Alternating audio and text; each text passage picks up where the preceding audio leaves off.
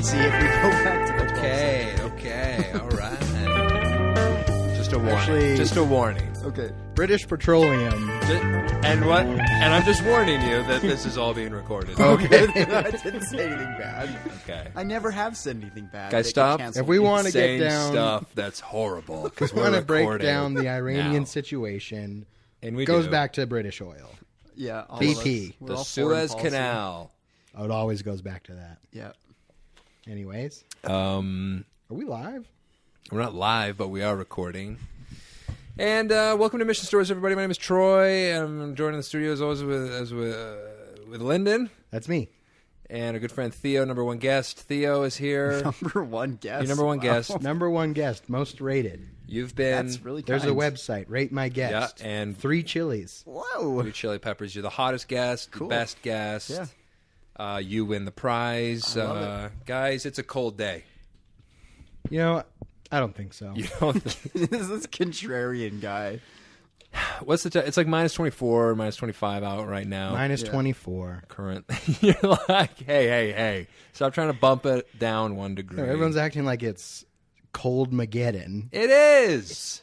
And It's like, very cold, Lyndon. It doesn't have to be the worst cold to still be uncomfortably cold. like people, like events are being canceled. Yeah, yes. And I'm just saying, throw on your fleece onesies. No. Can we just... Yeah, we need to mention for the audience, Lyndon is wearing a fleece camouflage onesie, and it is partially unzipped in both the crotch and upper chest region. It looks like there's a hood. He just bashed my lamp with his hand. See, the thing about a fleece onesie, very warm. There's about zero breathability. Yeah. So once you get indoors, you gotta, and there's a little butt flap too. You gotta but vent it. I'm gonna keep that closed. Please keep it closed. But yeah, I got on the couch and I was like, time to open up my vents. And then we all at once, we were just confronted with the smells of what was contained within the onesie on the ride here. How long have you been wearing this thing? All day? No, just for whenever I this. have to go outside, like if I have to take the garbage out, Yeah. it's like I'm wearing shorts and a t-shirt, throw on my onesie. Okay. There's a little bit of airflow around the wrists. So But you other than are- that, you're impervious to the cold. You're wearing clothes underneath it. Yeah. I mean, What I did you could guys see, think? I could see the shirt. I just didn't know what was going on Down below. On the down below, yeah. Okay, well, I approve. Maybe we'll take a picture. We'll definitely take a picture of this, and that'll be, people can decide if they like it or not. They can decide how appropriate it is. Appropriate. Should it be worn in public? You decide. Theo, how are you doing? You're our number one guest. You keep saying it, and I just can't believe it. And I I'm need you to pull that overwhelmed. mic a little closer to your face. Okay, gonna let's drop try to the this number now. two Is that, spot. That's a good spot. Okay, yeah. good. That's the worst of the mics, and it picks up the least. It has the least gain. yeah, okay. We'll well, say, so. I'll gain it up. I'll Gain gain it her. up. Voltage gain? We got the gainer here, Lyndon, Yeah. and his name is Theo Gibb, and we want to make sure that nothing we say here will be horribly offensive to his children. Just trying not to get canceled, guys. Just trying to make it through the 2020s. Hey, we're all without trying. getting canceled. I mean, we're all on cancel watch, right? we're not trying very hard, I feel, Lyndon and I, but we're gonna up the ante here. So let's talk about Iran. Let's talk about Ricky Gervais at the what's it called, the Golden Globes. Oh, killed it. Let's talk about last episode, the 100 Bill, and some reactions to that. The thing I really want to talk about is Star Wars Episode 9, The Rise of Skywalker. And I listened to a podcast, and they just they ripped into it. They just shredded it. Like they didn't like it. And I loved it. And we'll get more into that later. But I want to sort of talk about, am I totally off base with my perception of it? Am I just too much of a fanboy? That kind of stuff. I want to get into that. Okay, so then there should be a warning that we're going to be discussing that movie. Yes. And possibly in depth. Well, let's discuss it We're in gonna depth. we're I gonna don't know. We're not spoil gonna hold the it's- heck out of that yeah. thing. It's going to be a rotten corpse by the time we're done. Yeah. When we're done doing what we want to do to that thing, it'll be spoiled. It'll be right spoiled. Okay. So we're gonna, and we've already been canceled. So, Theo, how's it going? What's new? Any new things you want to share with our audience since last you were here? I wish I had new things. I've just been living life. raising my boys. The boys. The boys, yeah. Just The raising boys. When was the last time you were here? at this house Yes. when we filmed that the You're right. Quizzle. No, yeah, for that, but like to record a podcast. Oh, geez, it's been a while. It's been ages. Yeah. What did we do for that one? Oh, I know I said we something talked about Star cancelable, Wars. and I just Oh yeah, you were freaking. we're talking out about that. racism or something, and I'm like, Oh yeah, it's like this Yeah. this live wire that I just couldn't resist touching. I'm just like, I gotta touch it. Someone yeah, I remember that. So said- it was just like Oh, racism. We're like, it's not that bad, is it? No, And we were I was like, just pump the asking how brakes, bad it was. Theo, Pump the- please stop. Racism's very bad. Racism's the I worst. agreed. Not on this agree with podcast, that. Theo. This is not that kind of podcast. Yeah, I remember at some point you or someone said, for the record, racism is bad. We do not approve of racism here at this podcast. Yeah. Okay. Yeah, so, all right, so it's been a little while, and I know I'm happy to have you on the pod, and I'm sure our guests or our fans will. I hope so. I feel like we're growing. Just looking at, like, the numbers of, like, people listening, Is it the Russian bots though? there was one day when I think like 300 listens came from a user that was like user 3342132 Out of St. Petersburg. out of Russia. Yeah. So Wow. we either got a bot or there's someone in Russia who loves our podcast. And if you exist and you're real, hey, welcome to the True and Faithful Club. You're so welcome to be here. If you're a bot, also welcome. Mm-hmm. We welcome everyone Gets here. the numbers up. Whatever gets those numbers up, baby. I was gonna say something in Russian, but I'm pretty sure it's a swear. Okay. Yeah, I was like, So- oh yeah, I only know swears as well, so we'll just keep that off the. Yeah. Das Vidanya is goodbye, and we want to say the opposite of that to this bot and or person. Mm-hmm. I don't know how it can be and a person, but there Some it is. people are bots. That's true. Some sort of. We don't want to exclude anyone who identifies in any sort of way. And then we also have some listeners from the United States. A lot of listeners from the United States, California, San Diego. Yeah, that's cool. Other places, yeah. So feels like we're growing. I don't know. I mean, we've been international from like week 3. That's true. That is true. But now the international scene is exploding. It's exploding, and we're exploding for our standards along with it. So that's pretty cool, guys. So what were those topics I said before? Okay, you talked That about we need to get Iran. into? You talked about. I don't know. Do we want to get into tithing. it? It's I World don't- War III. we don't I want don't want to talk about that. No, We're not going to talk about I'm that. afraid of it. we don't know anything. I'm What do we afraid. know? This is I good. honestly don't know much. I will say this is good. One critique we've had is a lot of episodes. This may shock a lot of listeners. Troy and I go into them extremely unprepared. And we'll say the things we need to say, and then we'll drone on about nothing for 20 minutes at the end. Oh, okay. And some listeners were like, you said what you got to say. Wrap it up. And I'm like, hey, listen. No, You're not our producer. we don't have producers. Also, yeah, so maybe if we lay out what we're trying to say, we'll be a little more on point. You know what though? I don't. I don't take Here's the thing. criticism well. I don't take it either. And I'm highly offended. And I want to know who said that. And I want to cancel them. And I don't know. It's got to be fun for us, you know? That's rule number 1. Rule number 1 has to be fun for us. Are you having fun, Theo? I'm having fun. Is this fun? I'm not putting my kids to bed. Yeah. Great. This is amazing. Yeah. So let's get into it then. World War III, Lyndon, what do you think? Is it happening or not? You're ready with your onesie. You're like, I can barely see you with this camouflage. Well, I on. don't think this would, drop me into Iran and I'd be dead in 30 minutes because of how hot I'd be. Right.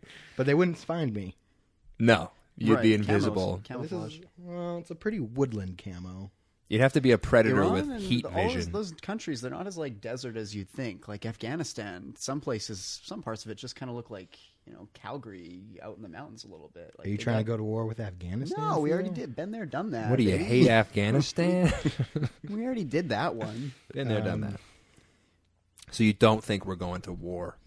Nah. Nah. Okay. All right. Theo, what do you think? Who's we? Canada or United States? first United of all? States, we'll Okay. just say. But I mean, like, we're talking about world war, so I guess, I just hot take, and I think a lot of people disagree with this, but I'm just like, I don't think we'll ever see another armed conflict on the scale of a world war in our lifetimes. Unless it's like the end. You know, the real end. Because nuclear weapons, it's just like, it's not worth it. If you start beating them and they're like losing, they're like, okay, well then we'll just nuke you. Yeah. Like, whatever. So everyone's got that card in their back pocket. Not everyone, but eventually probably Most everyone people, will. yeah. And I guess that's the thing with Iran. It's like, oh, if they do figure out how to build a nuke, then for sure that door is closed. But because maybe they don't have one, the door's open that we could do this. But who wants to do that? Like, who in the States is like, oh, yeah, we sure did this. We're still doing it from the ones we started 20 years ago. Let's do it again. Yeah. Yeah, people are really chomping at the bit to do that again. Oh, my gosh. And I read the first 25% of a book called The Way of the Knife, and the premise is that war is done differently now than it was in World War I and II, which were, you know, large-scale conventional warfare. And we don't do it like that anymore. It's more the way of the knife, which is like a small scalpel cutting strategically in places, you know, small teams. You don't like going out. Vietnam was so bad because everyone just lost morale because they're like, man, look at how many of our boys are dying. Yeah. In this country we don't care about. Yeah. And it's like they didn't have some big Pearl Harbor thing to kind of get them past that. It's like, what, you sank a boat in the Gulf of Tonkin? And you faked it? Jeez. Yeah. Even then, it's like... Anything they'd come up with to say, oh, well, this happened, we have to go to war, people are going to be like, oh, yeah, I've seen that movie before. Everyone's so jaded now. Today, it's like as time goes on, people are more and more jaded. World War II felt like it was and it was like good versus evil. Like it was a very righteous war. It's easy had to be draw done it that way. Right, very just war. On the surface, it looks like. Yes. Whereas today, with this, it's like, what are we doing this for? Who actually wants this? Again, everyone's jaded. Cynicism, all-time high. Now, so as far as the only thing that I could see maybe getting us farther down that path is if Iran manages to get a nuclear weapon. There's the Strait of Hormuz. Oh yeah, over there. There's a what? lot of shipping, a lot of oil, going through that lane. And if Iran decided, you know what, we're going to close this. Oh, also we've got a nuke, so you can't do anything about it. Yeah, that actually could be something interesting where the price of oil starts doing funny things. Probably it goes up. Probably my job gets a lot more secure. That's been kind of a fun background to a lot of this stuff. Is anytime when Trump drops a bomb or something, it's like the price of oil goes up a bit, and I'm like, my job just got a little more secure. And Alberta jobs. For the record, secure. Theo has admitted, pro-Trump. There we go. It's on the record. Okay. I guess. Oh, Pick a side, boys. Pick a side. Yeah, it's interesting and it's scary. And but honestly, I'm a little worried, but I'm also optimistic that I don't think we'll get to. I don't think we'll ever see a World War I or II. I just can't see it. War is going in the opposite direction as time moves on. What did Albert Einstein say? We don't know what weapons World War III will be fought with, but World War IV will be fought with sticks and stones. I try to imagine the logistics of fighting a world war so you can fight across the world, but you still only have sticks and stones. I just think that he's kind of an idiot. That doesn't make a lot of sense to me. Einstein's full of crap. Well, at that point, the world will be whatever is in front of you. War. Yeah, What a big dumb. Like a regional No, war. it's a good quote. It's a good quote. City-states fighting, perhaps, but a world? Certainly not. Yeah, I don't know. Yeah. So that's I don't know. That's my take on that. I just don't see it. I'm just looking at the computer monitor that like kind of shows the visualization of all the sounds that we make.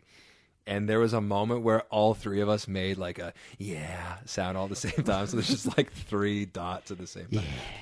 We all wanted to move on from that. That's a natural topic. break. Yeah. Wrap it up.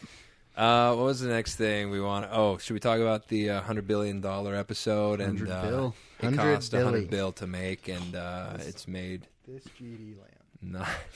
nine.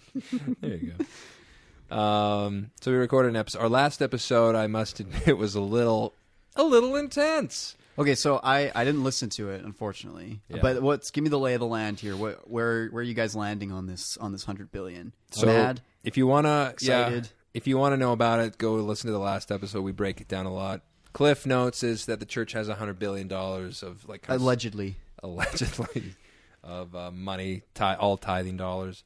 What? That's not even part of it. This is from the business interests. No, that's all. This is all tithing. Oh, this is the save. Okay, sorry. There's a lot of different strands to this. We got my wires crossed for a second. Okay, yes, the 100 billion. Theo needs to be black-pilled here. We were specifically concerned with the 100 billion of savings / investment / fund, war chest, hedge fund, war chest, comprised entirely. Did you say slush fund? Yeah, sure. A slush fund, war chest. Yeah, hedge fund. I thought it was. I have problems with it. And I think it's like ethically. I will say first of all that I'm a big dum-dum and I don't know anything about much, and I'm like, what do I know? You know, who cares? Troy got a little heated, and I got heated. I got super heated, especially like near the end. You know, 3/4 in, I was like, how can they be doing this thing? And I got kind of, I got heated, and I admit it. Listening back, I was like, geez, someone tell this guy to take a chill pill. Okay. But I've had a chance to calm down. Okay. I still feel probably the same way, but also I came to... I could tell a story, actually, sort of related to this, because I got into an argument about this with a guy, the father of a friend who's a Mormon. And a Latter-day Saint, sorry. And do you remember the story? I don't know if I've told the podcast this, but I told... it's the time I was... Theo, you were there when I was talking about 9/11 with that old bishop of mine, and Theo was there, and he got real mad and tried to punch me. Yeah. He got so offended, because I'm like kind of a 9/11 conspiracy theorist, and he... thought it was like disrespectful. He like took it personally. Took it very personally, which is weird. He said, "I want to punch you in the face," and I'm like, "All right, cool. Please don't." So it was sort of one of those situations, but with the $100 billion, where I was like, "I can't believe this," and I was getting a little heated as well with that situation, and I kind of said how I felt and how it's just the climax of it was the moment that was equivalent to the "I want to punch you in the face" was that I basically said, and again, I'm a dummy and I don't know what I'm talking about, but I said a thing that we said on the podcast, which was, if they invested, that in the market and 7%, conservative historical return for that, they could make enough to, the church could run off that in perpetuity forever. And he said, I don't think you know enough about the stock market to make a claim like that. Wait, you guys are right, though. And that's what they're doing. I know, but like he said that. What? And it was a very that's the intense... point. It's an endowment fund. Very intense statement. Okay, and I was like, he immediately made me doubt myself. And I'm like, he's wrong, so. I need to... I'm going to step away. Did you pull out your degree? And you're like, this is a degree in finance. No, he's like a lawyer. He's super smart. So I was just like... I don't know. Just lawyers are the bad guys in the Book of Mormon. That's for the record. That's true. Just because you're a lawyer doesn't mean you're smart necessarily. But the point, I guess, my takeaway was like, I'm kind of tired of talking about these like things with people and having them blow up in my face, and like I just need to shut up. No. You don't maybe a little bit more. Okay. I need to shut up. Talk about funny, silly things. That's what Back to the funny silly. I mean, put your makeup Star on, Wars. Clown. Yeah. Dance for me. Yeah, exactly. I mean, my story of that, I was at the old cabin for New Year's, where my parents, #1 fans and #1 critics of the podcast. Yeah. And so, like, I could hear my mother scoff every, 30 seconds to 90 seconds over something you said. Just, audible scoffing. Sure. Like what? What were the big highlights? Well, I couldn't really hear what was going on in the podcast. So she was like headphones. She was listening to the episode downstairs. Okay. And I could hear her being like, Troy.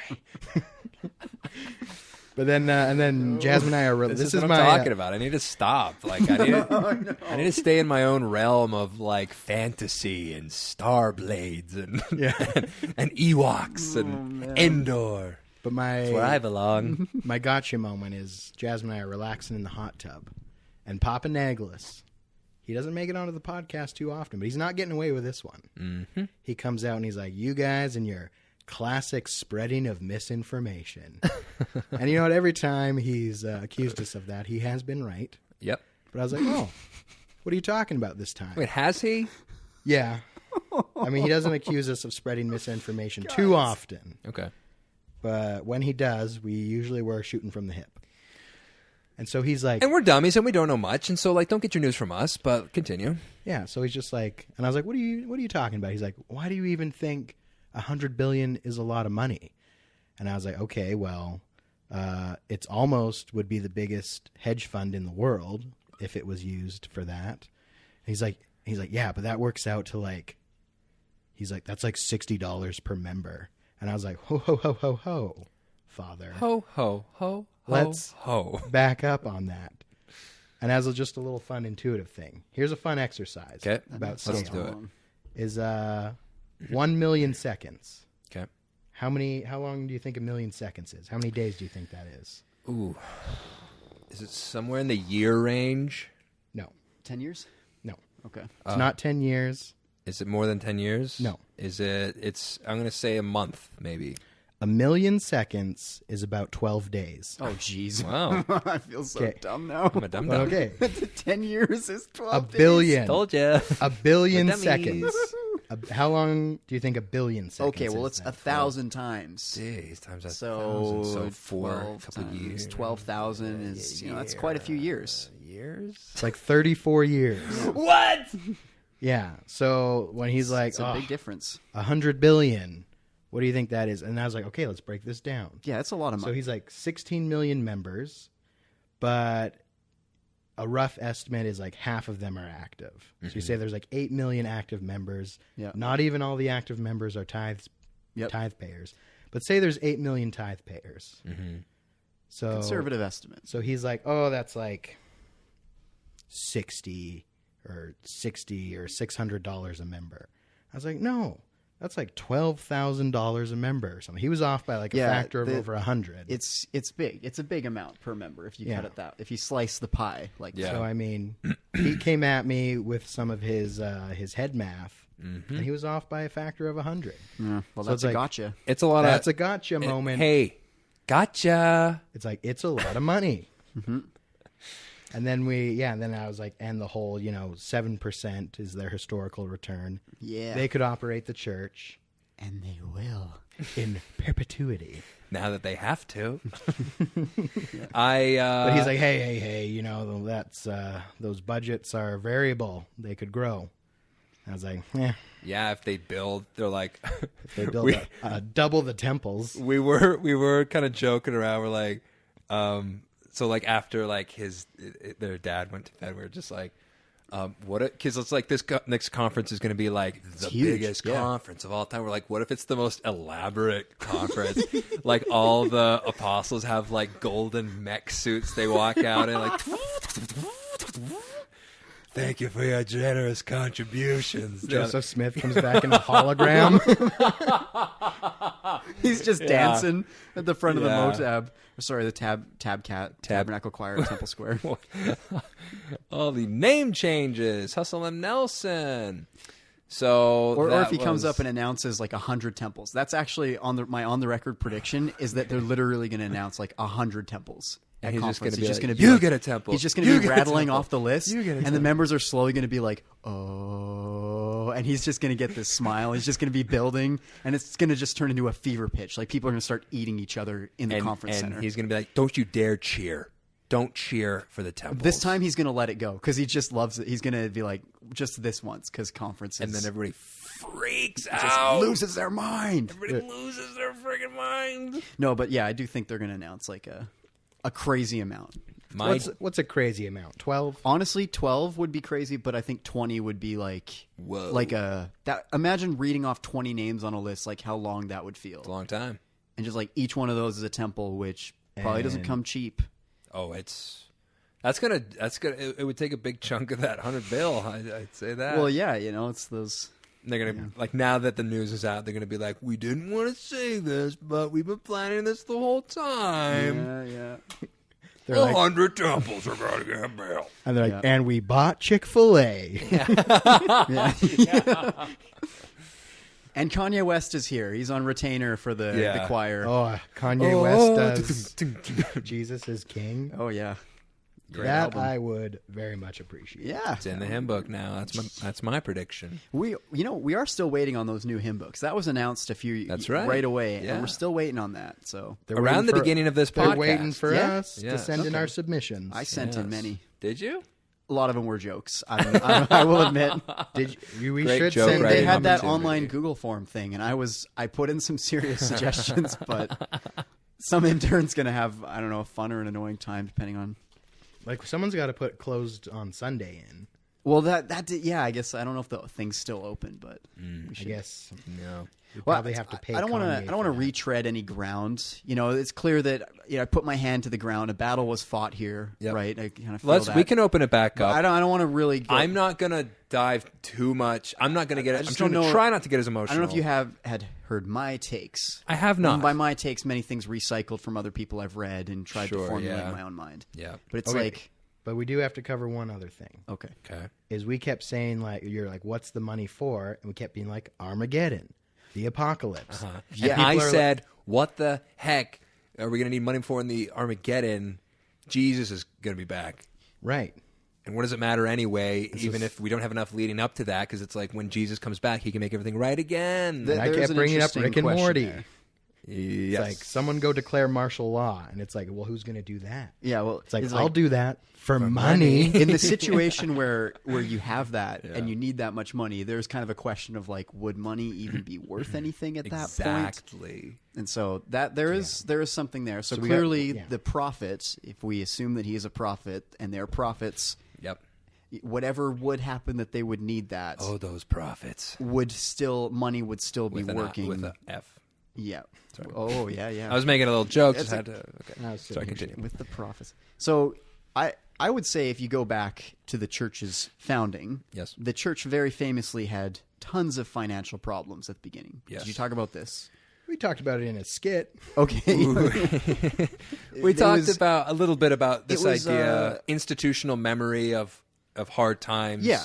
So it was financially, real touch and go. Yes. And to the point that when polygamy was a thing in Utah, the federal government passed the Edmunds-Tucker Act and said, you know what, too bad. You don't own these buildings. You're still paying debts and stuff to them. Yeah.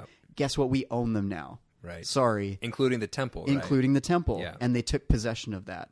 And so partially built temple, someone could look at modern currents and things like that and say there could come a time where, similar to our supporting polygamy then, we may support something in the future that someone says, hey, listen, because you guys support this, that's hate speech, and we have to shut you down. You're a hate organization.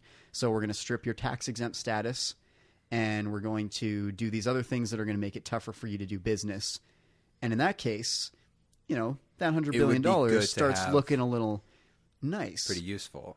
And you correctly pointed out that it's an endowment fund. Like all the Ivy League schools have these big old war chests where you put it in the stock market and you make the interest, and the interest covers your operating expenses year to year. Mm-hmm. And that's how it works. Yeah. And so the leak or whatever, assuming he's telling the truth, he said tithing revenue is $8 billion or something like that per year. I think it's $7 billion. $7 billion. And the expenses were something like $6 billion. Yeah. Yeah. So it's and that's just current day expenses and revenue. Yeah. What happens if 2008-2 happens, another big financial crash, the sequel, and suddenly that tithing revenue 2016 gets cut in half or gets cut down quite a bit. Yeah. And maybe that operating revenue goes up or expenses goes up. Yeah. So now that calculation is no longer in place.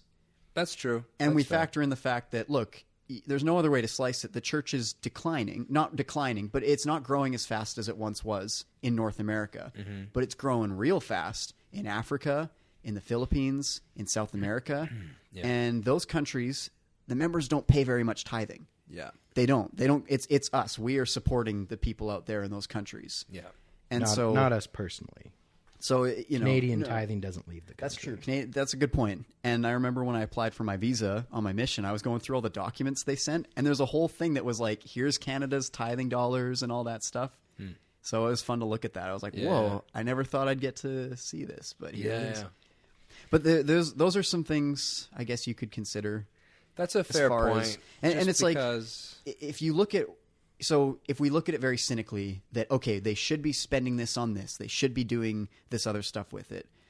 Okay, what are they doing instead? It's just sitting there. It's like, I'm looking at that situation going, who is getting rich off of this, right? This isn't some, like, the Harvard dean is sitting on this big pile of cash and he's just pocketing, $1 million salary. I don't know how much they make or whatever. But you look at the presidents of the church, we saw their pay stubs that leaked like 2 years ago. It was something like $125,000 a year for the pay stub, which it sounds like a lot. It's six figures, but that's like how much my supervisor makes or something, right? Like, it's in that range. That's like that's a middle manager salary. Should we consider taxable benefits they receive from the church as well, or? Well, they do. So they're provided a house, to be in downtown. Probably all food is provided for them, I'd say. I guess like, sort of stipend. The missionaries in Utah, their food is provided for them. They're comped everywhere they but, go. Yeah, I mean, I'm not particularly interested in getting into all of that, but I see your points. It just seems like if I'm the president of the church and I was a heart surgeon for this many years, and it's like, no, I'm going to quit being a heart surgeon to take home this, middle manager's salary. I'm also going to wake up at 6 a.m. every Tuesday, and I'm 94 years old, loving it, loving this life. I don't want to play golf. I don't want to hang out by the pool. I want to work my butt off. And I guess you could say that he's getting I get to go to a church building and everyone stands when I walk in. That sure is nice. A lot of prestige. The prestige. But, like, think about actors and famous people. What happens to them after they've been famous for a while? It goes away. It fades into the background. Like, I don't deny that wouldn't be alluring to someone not in that position. But I can't see that it would still be alluring. So your point is that it's not like anyone's super duper rich off of this $100 billion. I just can't. It's just a big chunk of $100 billion. It's the church is saying we tell our members to save and we save. It's like, I don't dive into your savings account and say, what do you got in there? Yeah. Well, why don't you spend that money on the poor? It's like, well, the issue though with that particular statement is that these are sacred funds that people have contributed under the auspices of these will be used for sacred purposes, the temple, I don't know what else, humanitarian efforts, whatever. Yes. And instead, it's so possible that some people's tithing, the entirety of all the tithing they've ever paid, has gone into this slush fund and has helped literally nobody. But wouldn't... So I think that's the issue. That would be the view of, like, hey, this sucks. Why are you doing this? Yes. Is like... You're just taking the widow's mite and you're just putting it in the war chest. Yes. And I guess to that, it would be like, who's to say that this isn't a sacred purpose?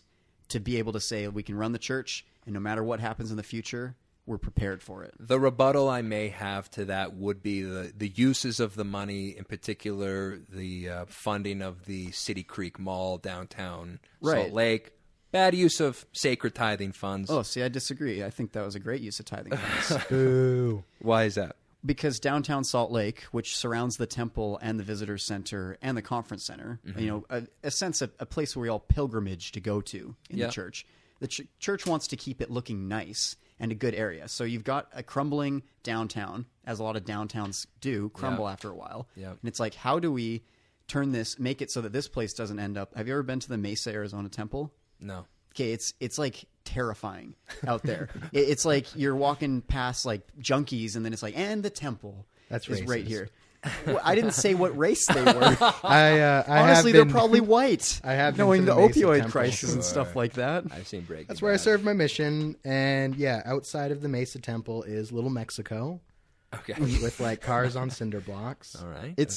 So the church is looking at Salt Lake and saying, we don't want that to happen here. How do we revitalize? How do we make downtown not be like that? Mm. And there's a bunch of things they can do. All of them involve spending a lot of money. Mm-hmm. And I think the church said, why don't we build a mall that'll be really nice and encourage investment and kind of revitalize this area. Mm-hmm. And, hopefully it will make us some money too.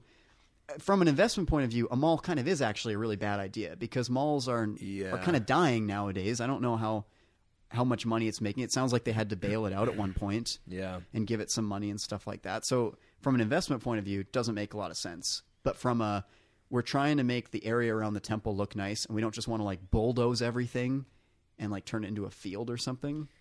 Yeah, that's an interesting perspective.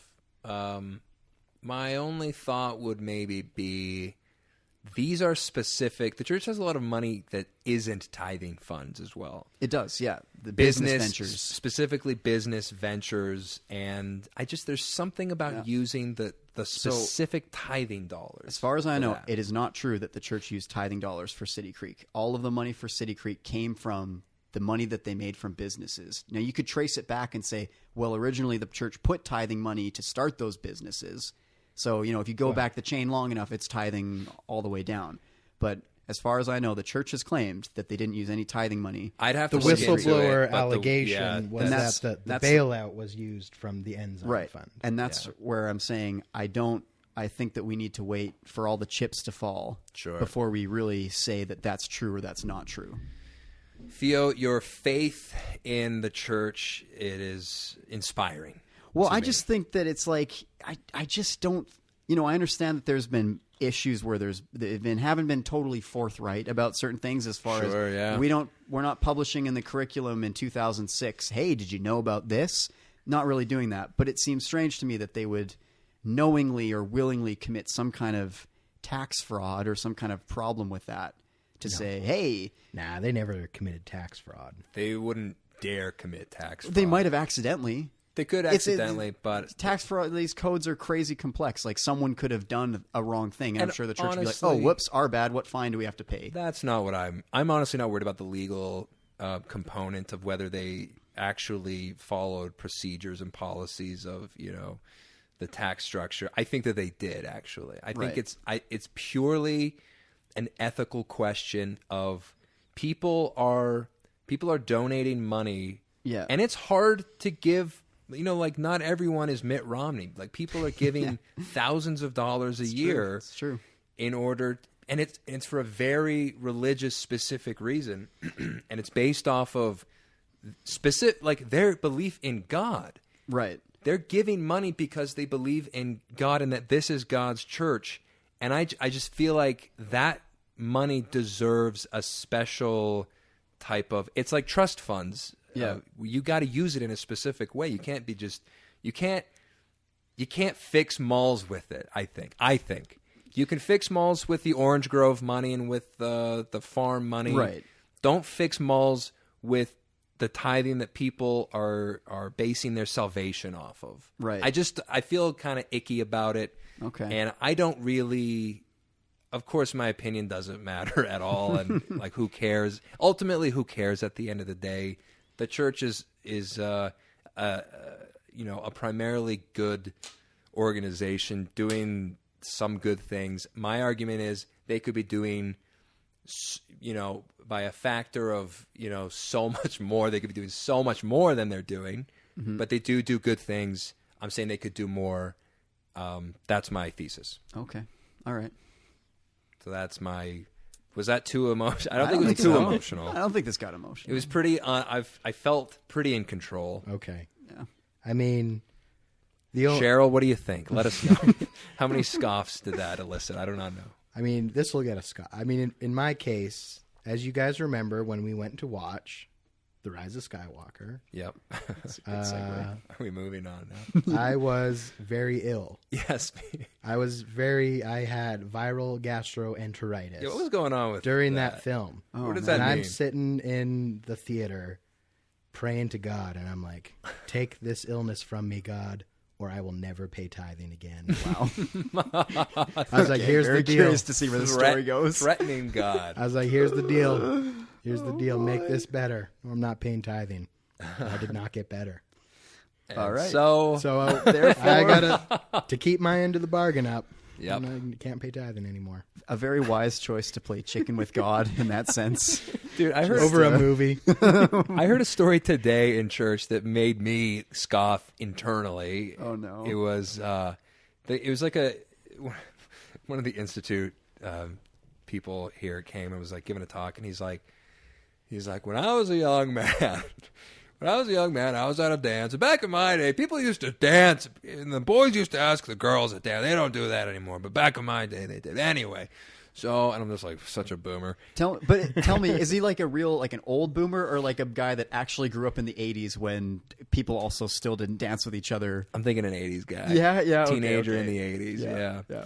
So he, and then he basically said that there was a girl, she was so beautiful, and I said to God, I said, if you make it so that she, comes, I get an opportunity to dance with her or something, I promise I'll pay my tithing for the rest of my life.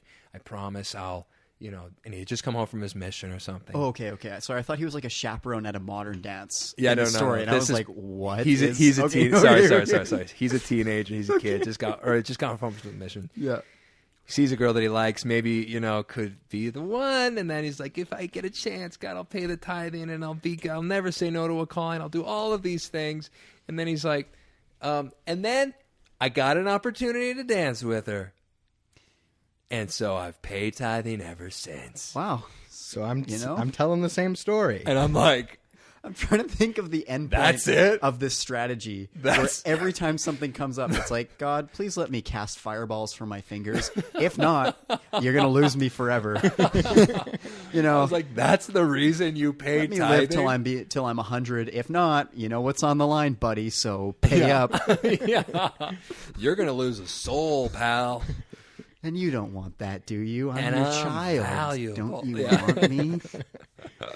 Do you know what I'm worth? Anywho, this seems like a Take real this solid ill winning strategy. And I don't even know if he wasn't like, and that woman was my wife. I think it was just some random chick he saw to dance and got to dance with her. And because of her, he pays tithing now. There's like an expression for this, and this is going to sound gets like used to pay very City insulting. Creek Mall. I don't mean it to be insulting, but it's like casting your pearls before swine. Yes. And in the sense, we are all swine when it comes to stories like that. Like, that might have been a very powerful thing in his head where, like, he felt, like, inspired to give that prayer because God was going to give it to them as this nice experience.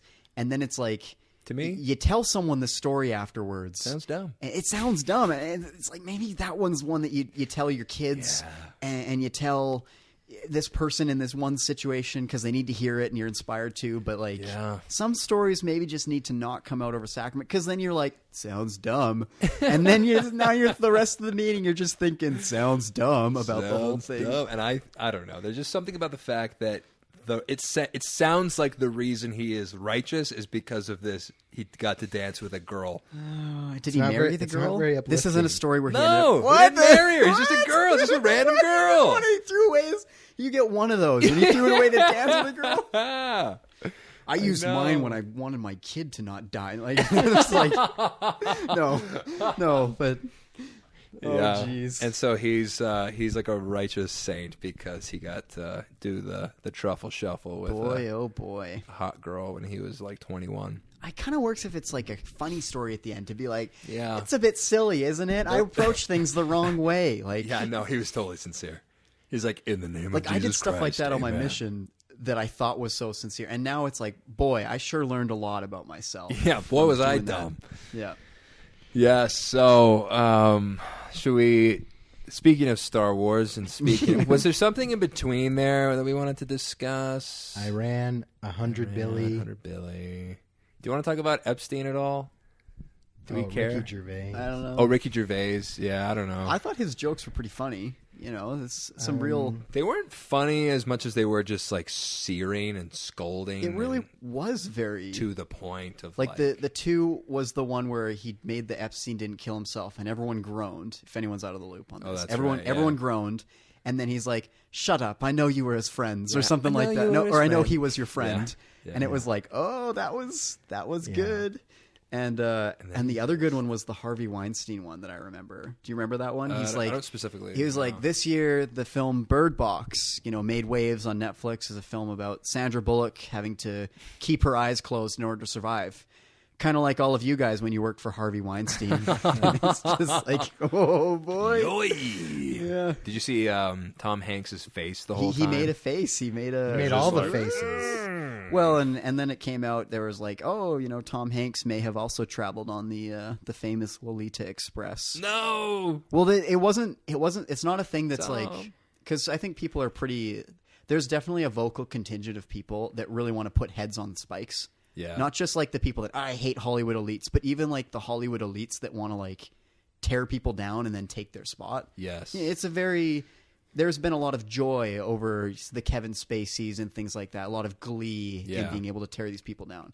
So I think if there was something for Tom Hanks, the online clickbait magazines would be all over it, and he would be canceled like that. That's true. That's what I think. In a good way. Tom Hanks is our enemy. Yeah, he does not like members of the church. Yeah. Which is okay. I'm allowed to. I can consume art from people that disagree with me. How interesting is that, boy? Weird. Yeah. The big one was kind of like at the end. His crescendo is when like he told all the actors like, don't tell anybody. Don't preach about anything. You're in no position to tell anyone about anything in the world. You don't know anything about how the real world works. So just accept your award. Think your agent and your God, and then F off. Yeah. And everyone's like, ooh. Yeah. Which is pretty. That's harsh. Mm-hmm. It's very to the point and not super funny, but see, I appreciated it the most. A bit chilling, like hopefully it would make them think twice. I'm sure there were still Michelle Williams. She did the thing where she talked about how grateful she was that she had aborted her child. Nice. And was holding the Golden Globe in her hand. So there was like kind of this real interesting symbol that she literally gave her child to Moloch or whatever, and is holding a golden statue in return, great like golden god of Moloch.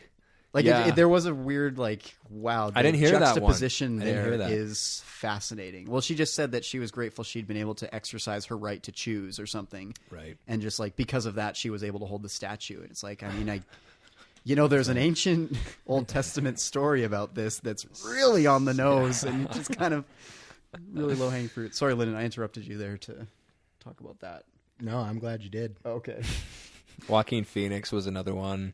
He was talking about the awards were completely vegan.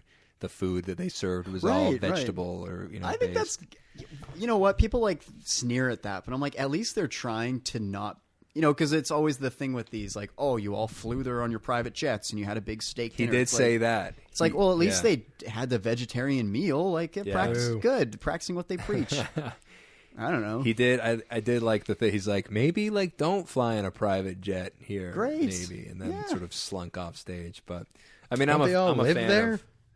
Isn't this done in Hollywood? Not all of them. I mean, Leo probably flew in from... the Maldives or whatever I mispronounced on our second episode. Didn't he have a joke about some girl being old enough for Leo to ditch her? The Irishman was such a long movie. By the end of the movie, his date was now too old for her. Yeah. And if anyone doesn't understand that, there's quite a string, almost I don't want to say disturbing, but definitely an eyebrow-raising string of Leo DiCaprio's previous girlfriends where it's like he starts dating them at this age, and then they hit this age, and then he seems to break up with them for some reason. And it may be just a coincidence, but boy, there's like 8 of them in a row. Yeah. Well, he's like 47 and he just dates 19-year-olds. Hey. It's Hollywood. If you can, maybe still don't do it. I don't know. Maybe we should just not care about what Hollywood people do because they're so out of touch with the world. Maybe. Speaking of not caring about Hollywood, Star Wars Episode 9. Episode 9. Very important. Yeah. So I guess skip to the end if you don't want spoilers. Or yeah, we're going to talk about... oh, yeah. We're going to talk about number one it. Fans haven't seen it yet. We're going to bust it down. Yeah. Is there anything else we want to talk about before we talk about Star Wars? Just so that, we can say don't listen to the rest of this if you don't want to. I'm scouring my memory banks. Epstein, do we want to? Did you guys ever update? Didn't hang himself. Did you update your podcast listeners on the new McKenna Denson, the lady that accused the MTC president of rape? Did you update the latest updates on that situation? We updated ourselves, and then we said let's just not get into it on the podcast. Okay, maybe we don't want to get into it. Well, now that you've brought it up, lawyers quit on her.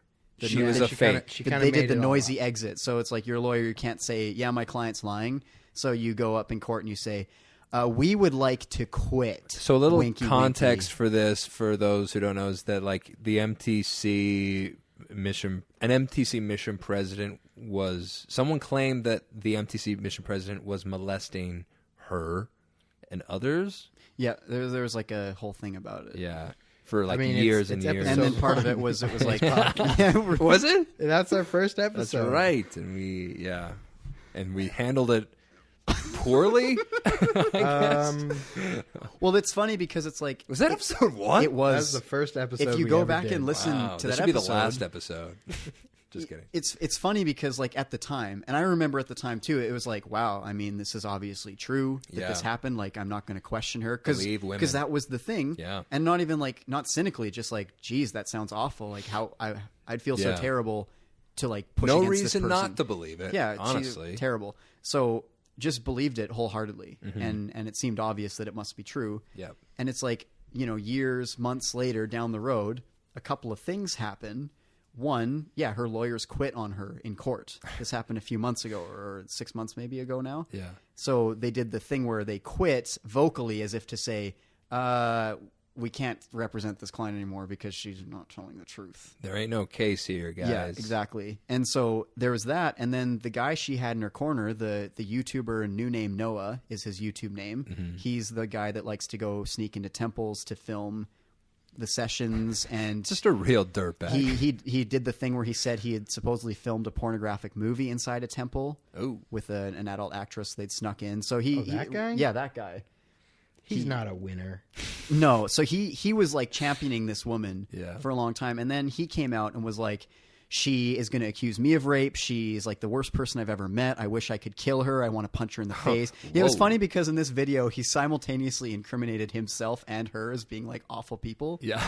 But yeah, it came out that she has a history of like putting razor blades in food and faking abductions. Whoa. And like, all kinds of stuff. False rape Whoa. accusations. Like she accused someone else it was overturned. Like, no, he did not do it. She's a gone girl. Yeah. So Yeah. Yikes. Okay. But it's funny because we talk about it like this is an obvious thing, and then you find out months later that it's not. And this seems to happen with a lot of things. Yeah. A lot of things in our media The environment. big impact gets made, Yeah. and then the truth comes out later, and then we're like, oh, okay. And so And we don't like. I hate to redig the tithing thing, but I did just kind of have the thought of we don't know what's going to happen 6 months, a year and a half from now. And the sad thing is we might not even find out when it does. Sure, Like yeah. it could come out that guy was a total liar and he actually got slapped with a fine or committed perjury or whatever. Yeah. And how many people are going to find out? The Washington Post isn't going to be like, holy smokes, guys, we were wrong when True, we rush yeah. to that story. They're not. They just, how many people know that this person that accused the MTC president is most likely a fraud? Yeah. Like, not many people Who find that knows? out. Yeah. So it's a... Well, we'll eat our words here. I'll eat mine, and I'll eat my crow pie. Is that the term? Eat my crow. Humble pie, eat your crow. Put my foot in my mouth and Yeah. eat it. I'll nod my foot off. Nice. So, if that, Well, I don't think we took any sort of stance on the matter. No, there was no stance, but there was definitely like, if this is true, and I mean, it other than that probably rape is bad. Yeah, that is the official stance of this podcast. Yeah. Good. So, sorry we cut you off. What are you saying? That's it. That's, just like, whenever you hear a big, juicy story that comes out and makes all the headlines, React quickly and harshly. just don't even wait 72 hours. Just Yeah. right away. Oh, Jesse Smollett was attacked with a noose in Chicago at 2 a.m. by Trump supporters in the dead of winter. Must be true. This is true. This is a fair point to make, and maybe we are guilty of that, Lyndon. No, I'm not even saying it to you. I'm just saying it in general. I don't know if you guys are guilty of that. Well, But maybe Well, we are. hey, don't tell us we're not guilty. Don't tell us what we're not guilty of. I'm We just might trying not be to guilty judge. of it. We might be. Okay. Don't But, take that away from us. Okay. I suppose. I suppose maybe the statement that I would make is, given all the facts that we had, and if those things were true, then our It's thoughts troubling. and feelings would stand. You find it troubling. That's how I feel about that. If that is true, if not, then obviously reevaluate when those facts arise. Right. Okay. Wink, wink into the camera. Okay. Star Wars. Shabang zabang, Babu Fred. Babu Fred. C-3PO getting a big role in this movie. Sure did. He got some real zingers, some real laugh the lines. dead speak. They sure do. They're In back Fortnite. In Fortnite. They spoke in That's the right. I Fortnite heard about that. I didn't know in-game about event. that.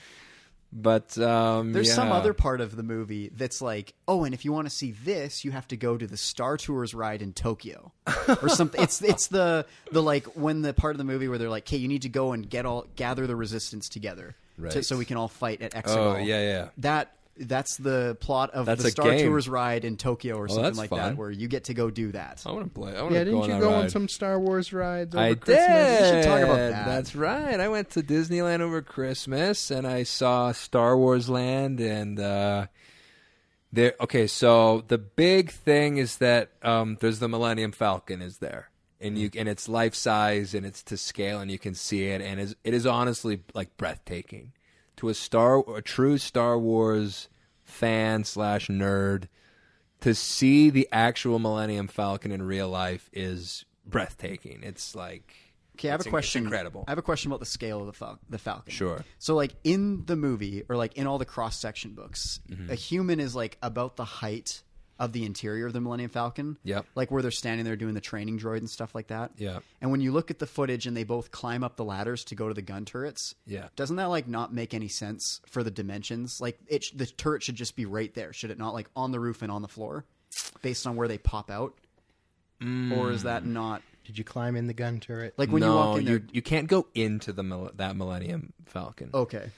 There's one that's so like, it's just the exterior that you can see that you can yes. do. Okay. There's one that's like an exterior. I don't know if it could be that they, like if you're a celebrity, you can go inside that one, but okay. You can't, excuse me, there is a ride that you can go on and basically you are in the Millennium Falcon and you're flying it and everything. In like the cockpit.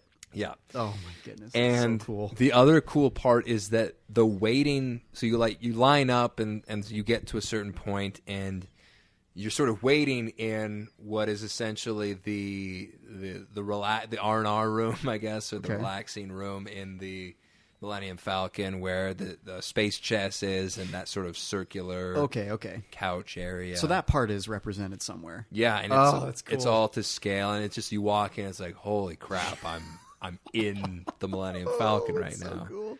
And then they take you down a corridor, and you go into the cockpit, and you sit in the chair, and it looks identical. All the little buttons and everything, and they're all light up, and the dice are there. I did not see the dice, but maybe they were there. I didn't see them. But oh man, the way the ride works is kind of interesting. There's 6 people per ride, and it's like Star Tours in that it's like a digital.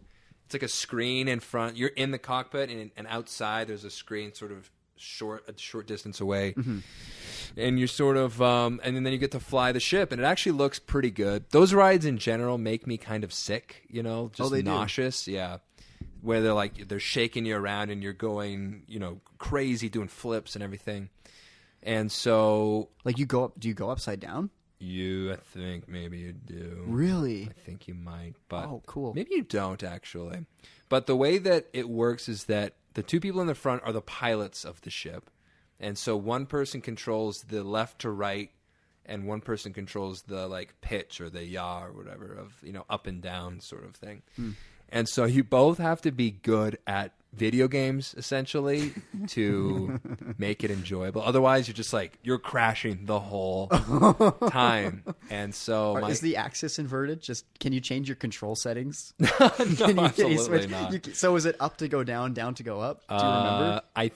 It was pulled back to go up. Okay, good. That's the correct way. So yes. Anyone who does it differently, I'm sorry, but you're insane. You need to go to a doctor. Yeah, because you're all messed up. Yeah. So my mom, who was in the pilot's seat with me, she was on the side that was going left to right. And so the whole time she was just she'd wobble back and forth the whole time. She was just wobbling. She wasn't holding it steady. A car? Yeah. But not even like that. Like in a movie where you're pretending to drive a car? Yeah, it's like if you were driving a car and you were swinging it back and forth. How sick would you get after oh my 5 seconds of that? We're in the big Millennium Falcon and she's like, whoa, whoa, whoa. And I'm like, hold it steady. And I got really into it, and I got to jump us to light speed. That was very cool. Yeah. They're like, jump us to light speed, and then they light up the thing, and I'm like, here we go. and it like does the light speed thing. Oh, it's jealous. And there's buttons you gotta press, and they're all 70s futuristic, just like yes, the movies. And it's fun. It's a good time, and really awesome. So that's my review of Star Wars. Land is much the same as my review of Star Wars: The Rise of Skywalker. I loved it. Okay, I don't want to interrupt your segue because I have more questions about Star Wars. Okay, Land. yeah, I'm go sorry. ahead. It's a great segue, but I just didn't want to like bore people with it. If well, maybe they'll be bored, but I don't care. Whatever. Screw 'em. Were there actors walking around that you got to interact with, like in uniforms? Yeah. And how was that? Okay, see, I gotta go. Okay, yeah, I gotta good. So like so we go. The whole place is like this really. Oh yeah, there's more stuff I gotta tell you. Yes, there's that's right. The whole place. It's like pretty big, and it's like not a Mos Eisley, but like kind of like a Mos Eisley, or like it's like a spaceport. Spaceport. It's like more jungly though than deserty. It's a little more deserty, I would say. Okay. Earthy, yeah, kind of like the Force Awakens. Endor, Yavin 4. A little bit of that is thrown system. in there. It really reminded me of Rogue One, actually, when the main Diego Luna, what's his name? Yeah. When he's meeting up with the guy in the beginning and he shoots him. Oh, okay. That kind of place almost a little bit too. Okay. It's very cool though. A lot of details got into all of it. So we were going through this sort of like bizarre, BAZAAR. Oh yeah. Portion of it, and shops and stuff, and then we get out the other side, and I'm just like, wow, this is really cool. And who do we see but Rey, an actress playing Rey? Really? Not Daisy Ridley, Oh. but a Rey person. They couldn't afford her, to Yeah. come to the theme park. Certainly not. But Rey's right there, and maybe so like a backstory context for this. I went to Disneyland once with a friend who is a girl, not my girlfriend, but a friend who is a girl during the summer once. And when we were there, she wanted to go like meet the princesses and stuff. And so when we were there, usually with all like the Mickeys and the Goofies and the Plutos characters, I would just like go put my hand around the shoulder and be like, "What up?" Just act like I'm super cool with Pluto. Right. Pluto would get into it, and we're Yeah. like best friends.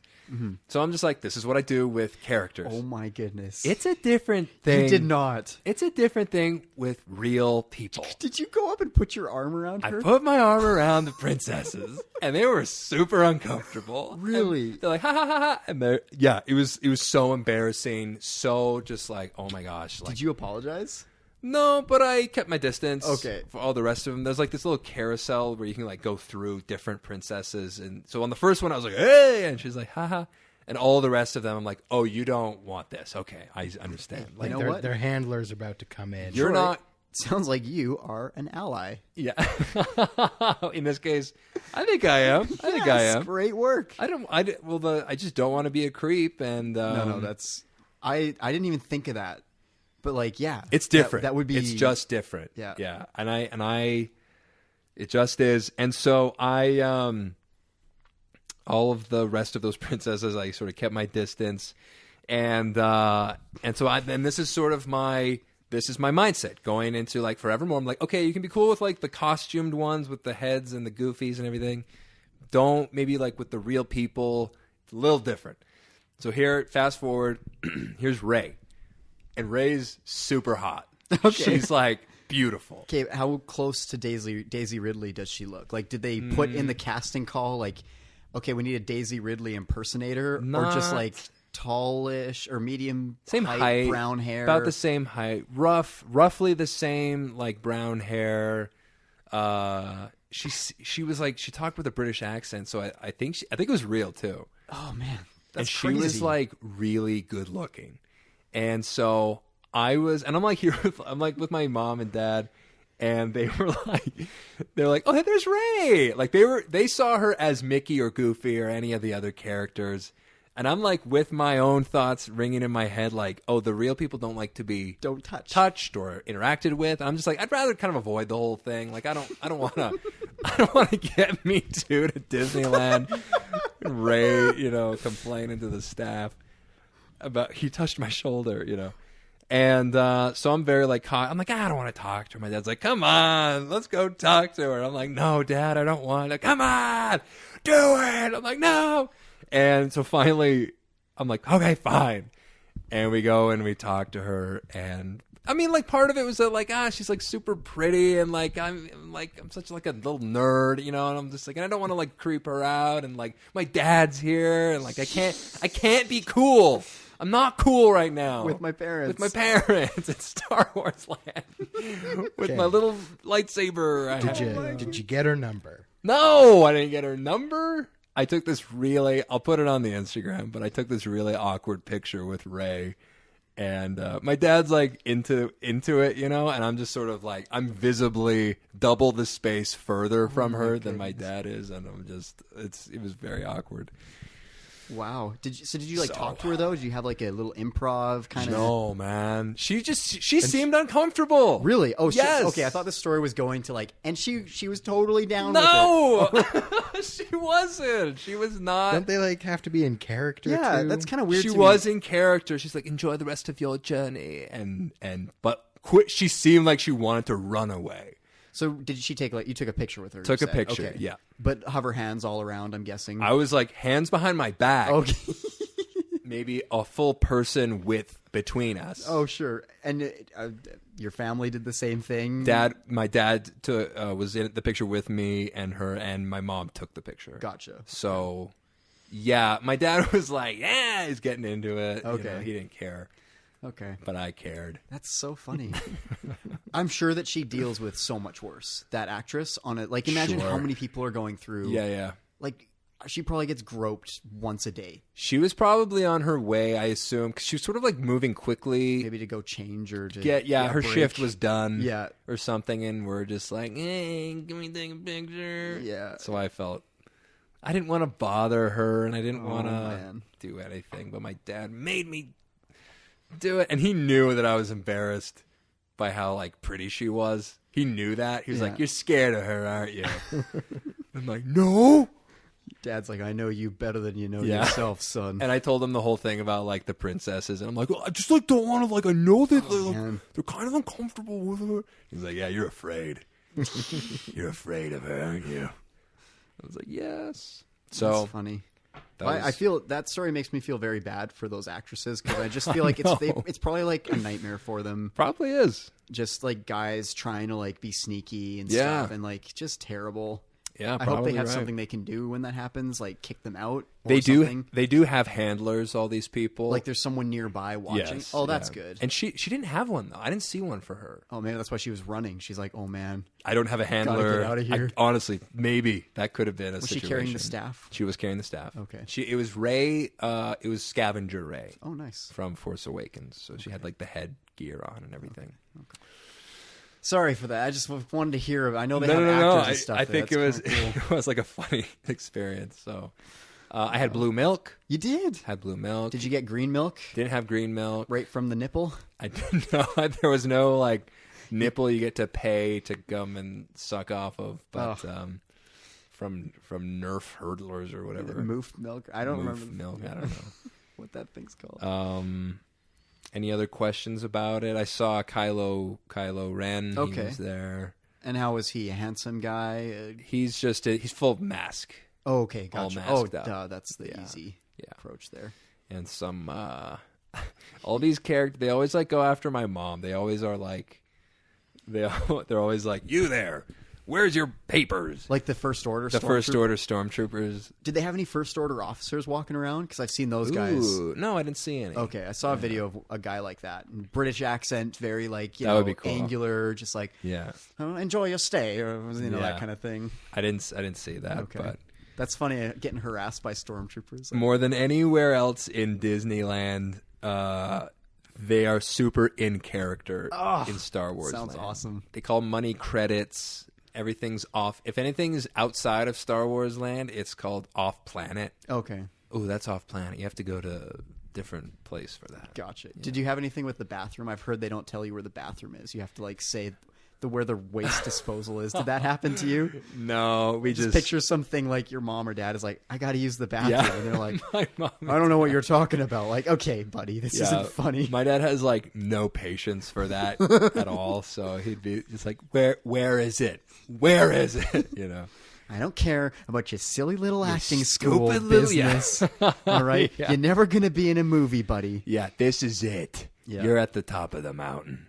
Which actually I've heard is kind of nice for a lot of these actor people. Yeah. Because it's like Florida's a lot cheaper than New York or LA. Right. So like I still get to act every day and I make a good wage because Disney pays like okay, pretty Right. decent, but it's not super expensive. So it's Yeah. like a very steady paycheck. Yes. So Yes, and we were in California Disneyland. Oh, you were in for the Sorry, record, California. yeah. So it's not cheap. Yeah, yeah. Less cheap, yeah.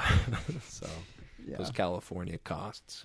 Okay. So yeah, that's 10 out of 10 would recommend. Oh, there's Just- also a very cool lightsaber shop that you can go into, and it's very cool, and I highly recommend any Star Wars fan go. I was Okay. this close to buying a lightsaber, but I already have one How much are they? that I don't use.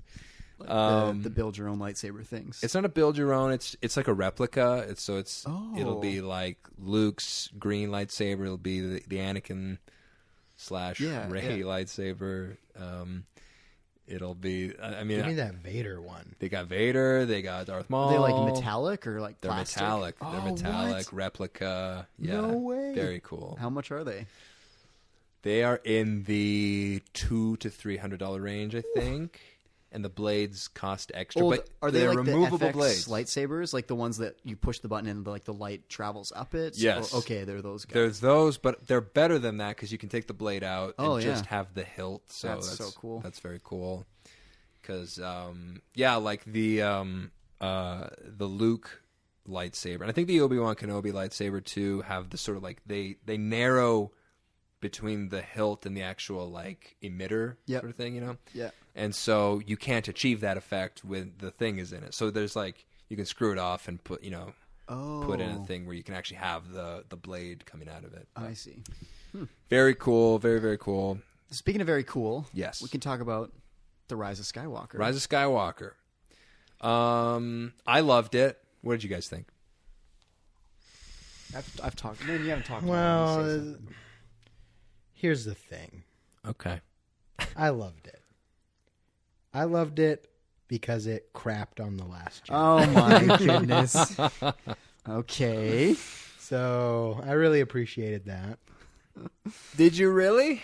I did. I thought we had gone into the movie like our last, because we had watched Last Jedi not too long before. Yeah, so everyone knows we And we started in all- August watching every Star Wars movie. Yeah. Over the like every 2 weeks. Was we'd that watch a movie. August we Yeah, started? It was August No to way. get to the right time. So we watched every one chronological order all the way to the end. Yeah. And so we had just watched The Last Jedi. The way it matched up, it was like the Tuesday before we saw it Yeah. on Thursday. And I've always had a little bit mixed opinions about that movie, and they had become more negative. I remember liking it at first, Last Jedi, and then the more time went on, I was like, I don't like it so much. The more YouTube videos you watch. Yeah, that's right. That's pretty much how it went.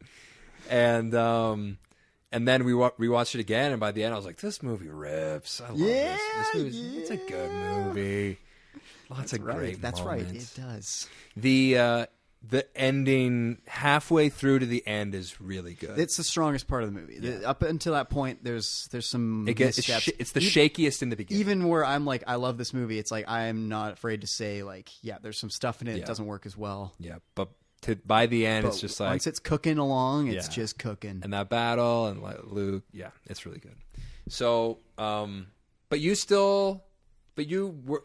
Did you come to the I same think conclusion? Lyndon's doing a bit right now. He's doing a little bit. No, when we're all like, this is a great movie, I was like, yeah, this is a great movie, but I still have problems with it. Lyndon was just trying to get my goat a little bit. You know, he's looking at me with this impish grin on his face. That's right. Yeah, because, well, you know, the movie came out, and then it's like all the people that loved The Last Jedi were like, this movie's trash. Which is and all so the people dumb. that hated The Last Jedi were like, this is the best. So Which is also so dumb. This is the world we live in. You got to pick a side, I Theo. think it's so dumb. I walked into it. I had seen the critical reviews, which were more on the negative side. Yeah, why did you do that, by the way? I just couldn't. I couldn't help it. I was like, I got to know just to set my expectations. Okay. Because I'm like, if it's bad and I walk into it expecting it's bad, then there's a better chance I'll like it. Do you think it affected you though?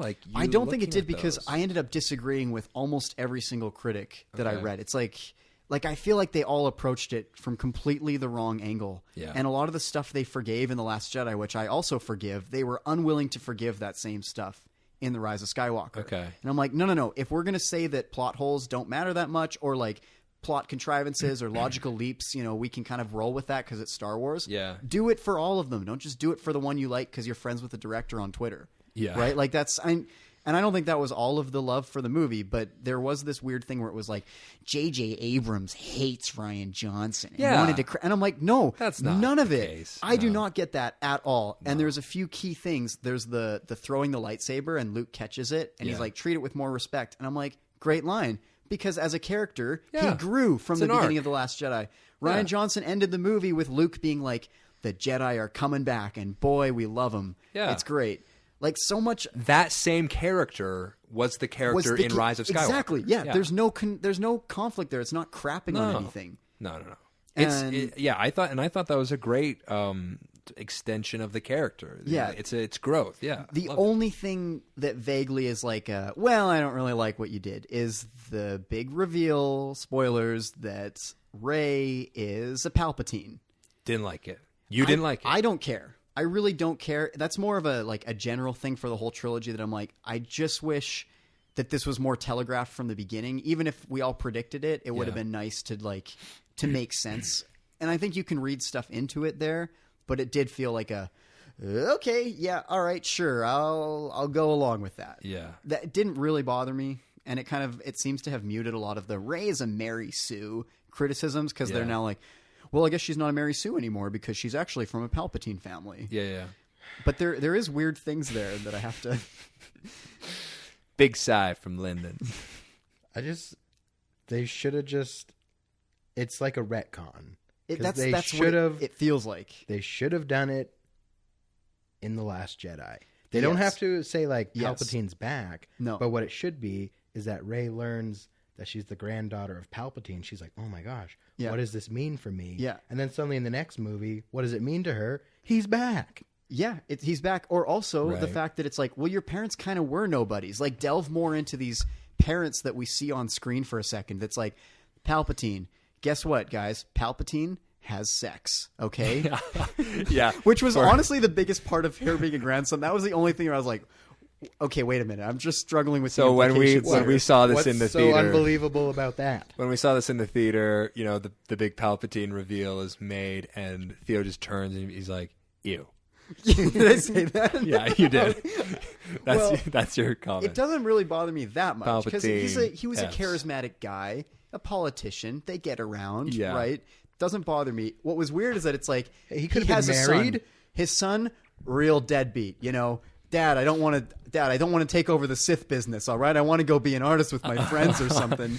And I want to be a plumber, a space plumber. So we just like see her mom and dad in like a couple things, and it's like she had these parents.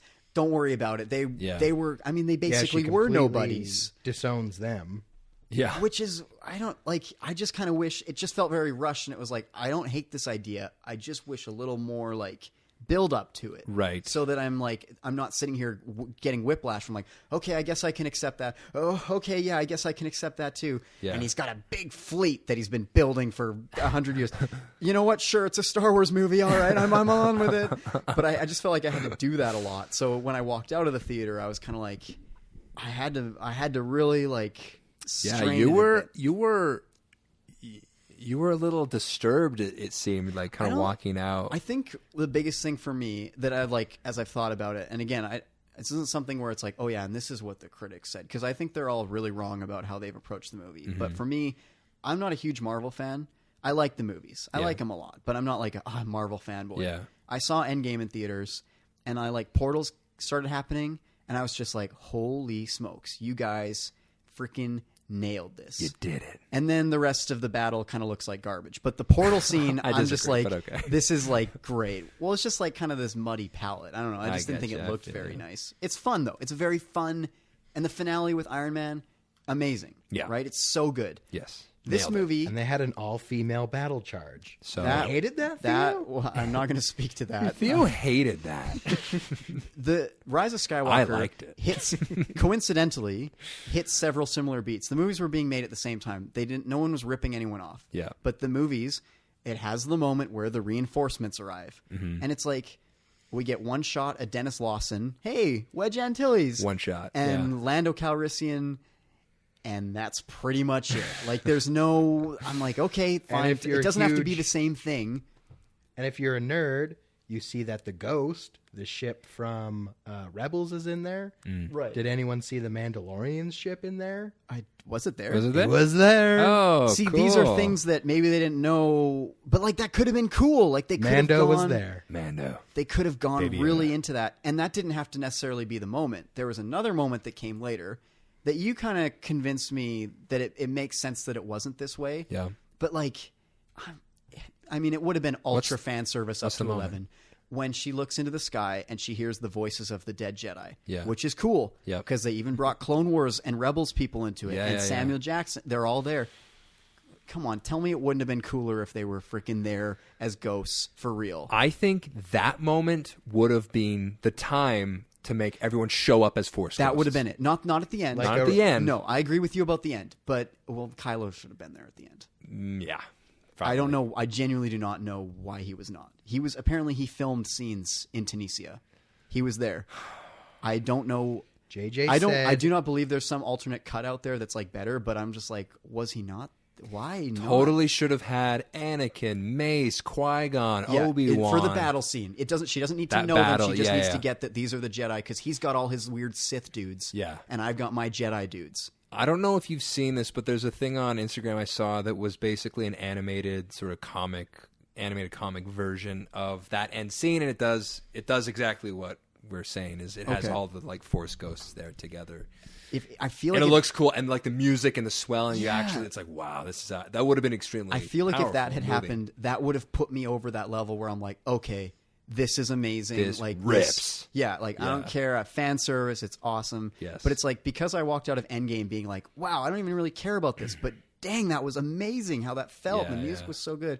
And this one, it's like, okay, that was like kind of nice. It was subtle. And then it's like it does the same beat unintentionally, but like I am inevitable. I am Iron Man. I am all the Sith. I am all the Jedi. And I'm just like, that I wasn't crazy about. Okay, yeah. And it's too easy to compare the two, and maybe it's not fair. But to me, it was like the thing that I didn't realize at first, but it's like, okay, I wanted to feel like Endgame for my Star Wars movie that I actually care about.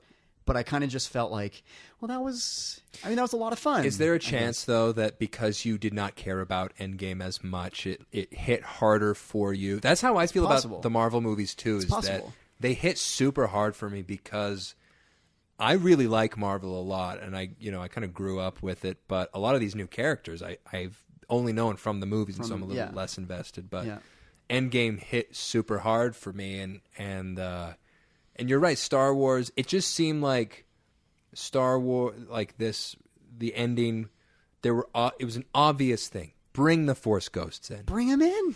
We want to see, the prequels have been rehabilitated over the past 5 years. Yes. So you can stick Hayden in there. You can stick Sam Jack. You can put Liam Neeson, and you're going to have people in the crowd taking off their clothes. Just losing it. Just climaxing in the I was not going to go nerdgasming in the aisles. And the critics would have been so sneery, turn their nose up. I don't even care because they already were going to be. It makes sense because he's got all the Sith there or whatever that's going on. Why doesn't she get to have all the Jedi? You know what? It's got to be like Return of the King. A real send off. They need a ghost army. Give us a ghost army. A Force ghost and maybe army. Ki-Adi-Mundi, Kit Fisto. Instead of crossing her lightsabers. Ahsoka. Ahsoka Tano. There was an original People have problems draft. with that. Oh, that's dumb. Because they're It's real. Because they're mad because she disavows the Jedi. She's not a Jedi. She's I am not a Jedi. Oh, she gets kicked out of the Jedi Order. She lives the rest. Okay, hold on. I'm moving my way through these series. Don't we have more episodes of Clone Wars coming too? We do. Well, yeah. but I guess it was Rebels that she's kind of doing that. Anyway, I don't know. People are mad about that. Kind of dumb, I think, to be mad about because she gets it. Man, how cool would that be? Yoda. Yeah. Come back. I'm just thinking about the Jedi now. Yeah. That would have been so cool. Let's move through our other problems with the film, and then let's talk about the good stuff. I have lots of good things to say. I do too. So it's not all negative for me. I'll just say really this about maybe the Palpatine thing. This is what I think this is why I love this movie, or why I loved it, is because I am aware of the general problems with these sequel movies. I'm aware of, like, I get that, you know, Rey's heritage is like, maybe, you know, JJ's great at starting things and maybe he's not the best at finishing them, and like it's a little hackneyed and they sort of like fit it in at the end with the Palpatine thing.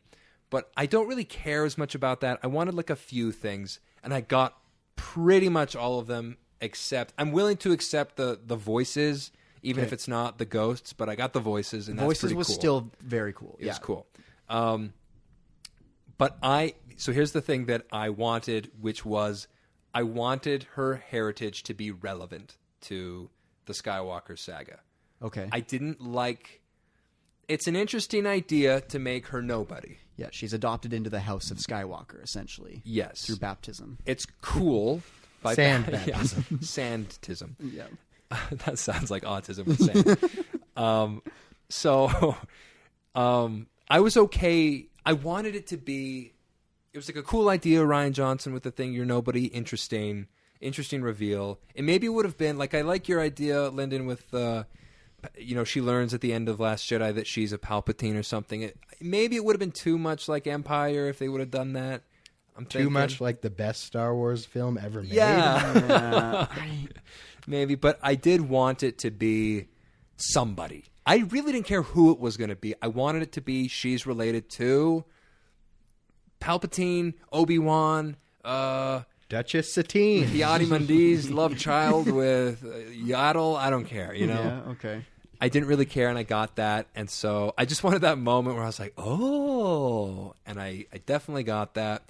I think Palpatine was a cool choice. I think of the choices, I think some people even predicted that it could be a Palpatine. It was one of the original theories. Yeah, way back in the beginning.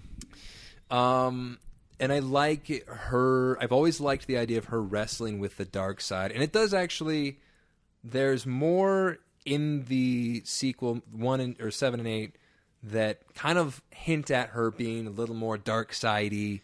It's true. You know, in Last Jedi, it's like you went right to the dark side. Yeah, you like didn't even. She's this foil to Kylo Ren, where it's like Kylo is dark, struggles with the light. Yeah, she is light, but struggles with the dark. Yes. So a little yin and yang. There's, as much as it probably is a bit of a retcon, I think it's a retcon that fits mostly pretty well. And I think it's going to be a little clumsy. It's okay. And I guess I had my like acceptance, you know, meters on high going in. I was like, there's going to be some bumps. There's going to be some things, but I'm mostly okay with whatever I see as long as I get my fan service.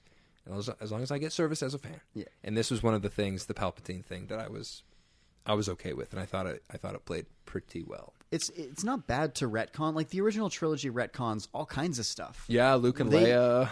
George Lucas says, I want to make a Flash Gordon movie. And then he's like, well, the rights are too expensive. He's like, fine, I'll make my own Flash Gordon movie with blackjack and hookers. Yeah. And it doesn't actually have that in it, but he does make he makes a space Flash Gordon, you know, movie type thing. Yeah. It makes gangbusters. It makes so much money. Yeah. And they're like, well, looks like you got to make a sequel. And he's like, okay. And he gets all these ideas. Yeah. And it's like, oh, I guess Darth Vader could be Luke's dad, which it doesn't make a lot of sense from the perspective of A New Hope, because when Aunt Beru is talking about Luke, she's like, he has too much of his father in him. And she like smiles. Yeah. And you think that if she knew that his father was Darth Vader, she would not smile at that. She'd be like, She's smiling about the sand people murdering Anakin version. The version she liked.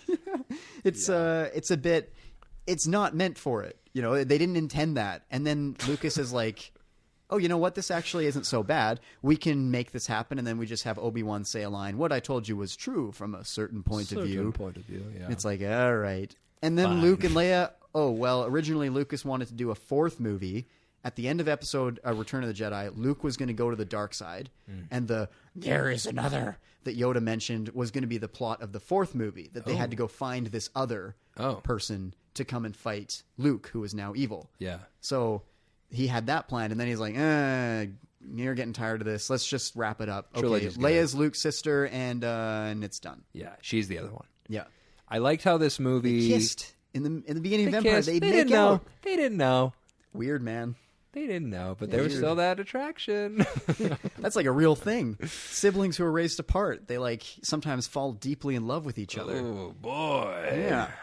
Getting Edible Yeah. here. Sort So, of. kind of. but the Yes. retcon thing doesn't Game of Thrones. bother me. It's all retcons all the way down, Yeah. even back to the prequels where Padme a lot of retcons, Leia's like, yeah.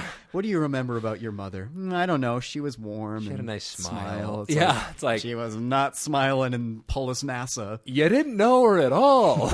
She was dead. She's like, guess I'll die now. Yeah. Okay, so retcons.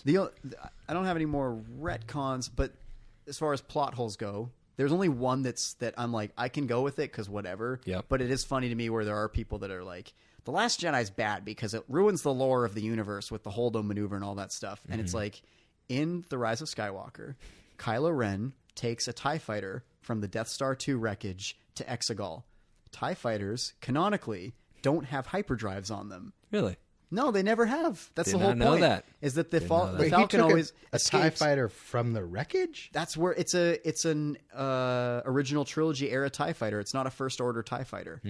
And I love the shot. I love the his and hers X-wing and TIE fighter. I Yeah. think it's hilarious. I genuinely love it. Yeah. But it's like, if you think about it, you really got to stretch and be like, okay, well, I guess that one, there were special ties that they had, or he figured out how to... That is a great example of a thing I did not care at all about. Well, and you didn't even think about. It shouldn't, because you shouldn't watch The Dark Knight Rises and be like, this movie sucked because how did Bruce Wayne get back to Gotham? how did Who he get cares? back? Yeah. Who cares? Yeah. It doesn't. Who like It's a seriously? legitimate stop, question. Stop worrying about it. Yeah, the Dark Knight Rises one isn't as much of a plot hole as maybe this As one. maybe this one actually is a maybe plot there's some way hole. you could like, oh, it was actually a Special Forces TIE fighter that looks the same but Sure. has. You can justify it any way you want, and you should, because it's Star Wars and these movies do that all the time. Yeah. But like, there's people that are like, well, in The Last Jedi, why wouldn't you just do that every time? And it's like, well, guess what? Kylo Ren flew the wrong TIE fighter to Exegol. So Yeah. You know. These movies are filled with those. So sort you of just don't worry about it. inconsistencies. Yeah, don't worry about it. Just don't think about it, Morty. Just don't ask Hold on. questions. Just Maybe- consume products. Yeah. Maybe he didn't need to make any light speed jumps. Yeah, maybe it was close by. I don't Oh, know. wait, didn't we see him on screen make jumps in his TIE fighter to get through the secret? Well, he has his own ship. He's flying his own Kylo Ren's personal That Kylo starfighter, Ren ship, and that ship yeah. has a hyperdrive, just like Darth Vader's TIE fighter had a hyperdrive. Right. With the TIE Advanced or whatever, which is why he can escape the Death Star and Right. make his way somewhere.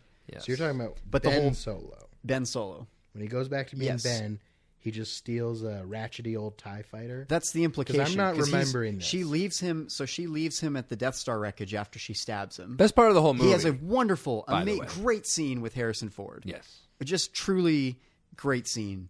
Climax of the film. Just it's so Speaking quiet. The movie just takes a second to sit and breathes. just breathes. And it's so nice. Hey, kid. Oh, so good. He tells him, "I know." And I start uh, bawling like That's true. immediately. Kylo's last word is "dad" before he says "ow" later, but Yeah. before he says "ow," his last word is "dad" or Yeah. "father" or something. It it's beautiful. And then he's like, I know. Yeah. Which is like, Yep. oh, so good. Yeah, it's perfect. And so, but that's where he's left, and then he goes from there to Exegol, and he's flying the Imperial era TIE fighter. Yeah. So it's cute because it's the Imperial or the Rebel X-wing Imperial TIE. Yeah.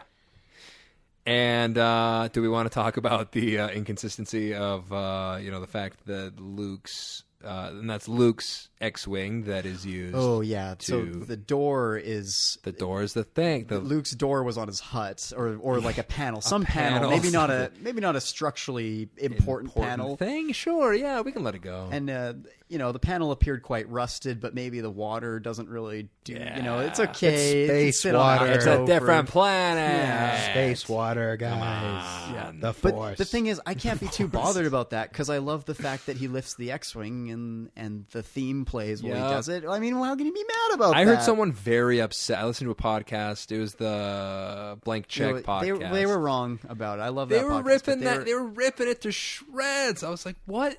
What am I getting wrong? They're wrong. They're wrong. No. Luke is great in it. And great theme to use there. It's the Yoda theme when he's lifting it out of the water. Yeah. It's poetry. It Guess rhymes. what? He never actually did that in the original trilogy. So now he got to do it. So it's it's sweet. Yes, resolving. What is their complaint? Oh, the complaint is they're reusing it. It's lazy. It's more of like it's just pure fan service. It undoes The Last Jedi. He's mad that the X-wing was underwater, so they had to get it out. And it's like, no, it's fine. And it's cool that she ends up flying it. Yeah. It's good. Idiots. Love it. Yeah. I don't know. I just went in. I think some people. I saw this thing. It was like the critic score is like 56% or something. Yeah. Audience score is like 80-something%. Right. And I realized that these podcasts is these are critics. These are the critics doing their podcast, and they hate it for some reason. I don't know why. I think they think it's crapping on Last Jedi. It does. Can we talk about Snoke? We should talk about Snoke, I guess. Oh, yeah. I don't even see that as one. That is funny, though, because JJ introduced Snoke in the first place. Yeah. So how is that a thing towards Rian Johnson? It's just I don't you get know. these Snoke clones in this little vat. Snoke's in a vat, ladies and gentlemen. The twisted negative version that they had was it's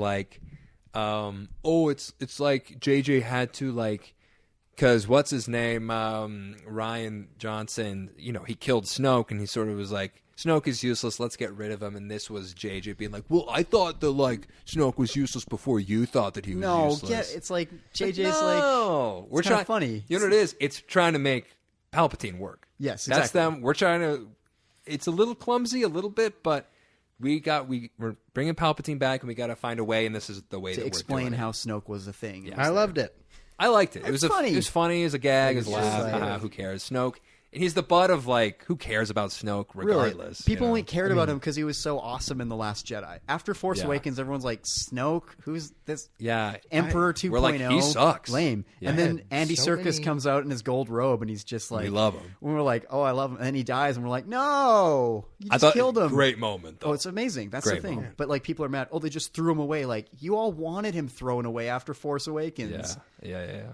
And it goes back to the whole people are complaining about Palpatine being alive, and they're just like, oh, they just reference one line from the prequel. And it's like, no, which I loved. Which is yeah, exactly, perfect. I it's wish of course he can make that.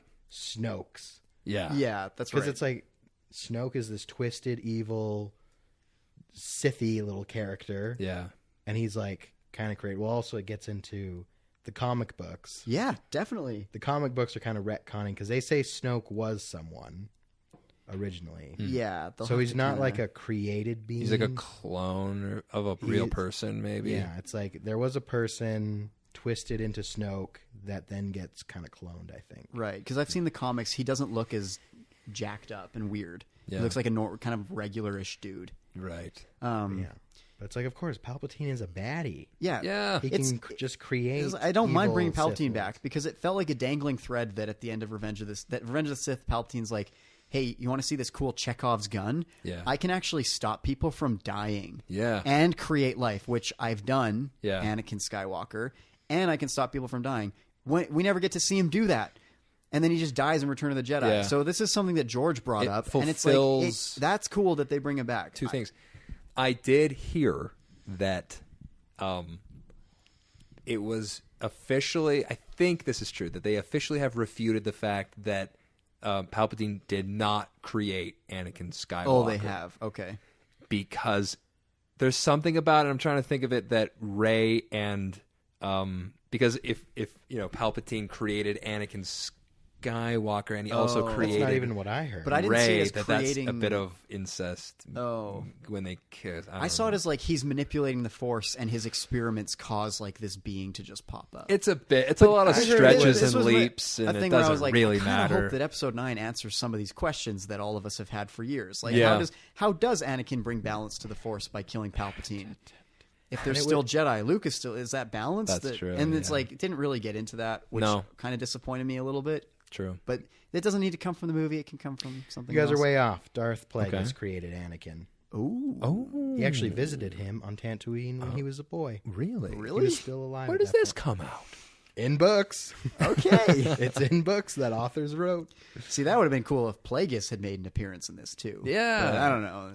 Or if they would have made him Plagueis, friggin' Yeah. Snoke. I mean, that would have been the ultra fan That- yeah, service. that- Like, yeah. Darth Bane Dude, that'd and be so Darth cool. Plagueis and Bring all Darth these baddies. Malak and just like video game characters too. Bring Darth Maul back again. There's like 3 people in the theater. They're just like, "Holy crap, you Oh can't!" yeah.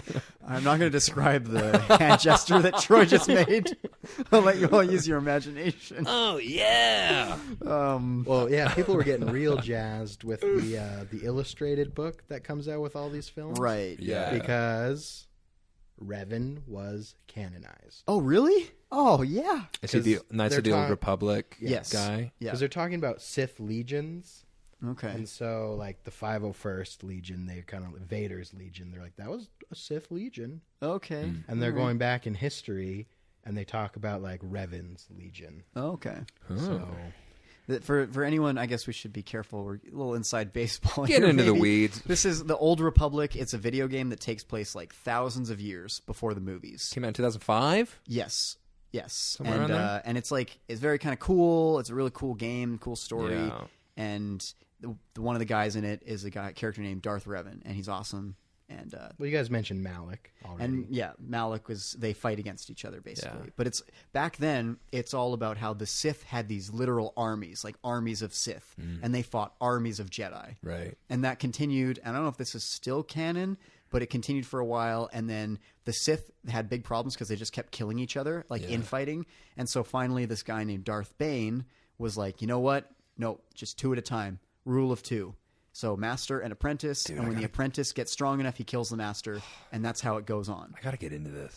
Well, I don't even know how much of that stuff is still canon. But that was the old canon. And I think they are still kind of... Legend now or myth or whatever. Well, they it's haven't called. a lot of the legend stuff that was post movies is gone. Yeah. But that stuff is pre movies. It doesn't step on anyone's toes. Yeah. oh, I thought True. that was the whole thing, is they're like, that's a LucasArts video game. Was Darth Bane LucasArts video game? Darth Bane makes an appearance in He's like Clone Jedi Wars? Outcast. Oh, Clone Wars. Season Okay. 5 when George Lucas was still at the helm. Right. He's So like, he's boom, canon. boom, boom. Yeah. So he threw Darth Bane in there. Good. Cool. Thanks, George. Thank you, No George. problem. So Revan, and so You're yeah, I think welcome. I think they just went with George. like Knights of the Old Republic, Revan, Malik, Bastila. Okay. They threw it. They're like, yeah, that was all real. Why wouldn't they? I genuinely wonder how many people are still listening. We're at this getting- point. yeah, This we're is getting- this is weedy. We should maybe. I want get to back take on it track. back to. Okay, what do we like? Let's talk about what we liked about them. I just want to talk about before we get into that, something I think, I don't know if you had a complaint about this, but the pace of the film, especially early on. The beginning of it is breakneck Yes. speed. It's just like go, go, go, go. No time to breathe. I liked it. Okay. Loved it. I don't think I would hate it on a rewatch because I think it's like I know what's coming, so it's okay. I can just like sit Yeah. and enjoy it. Yeah.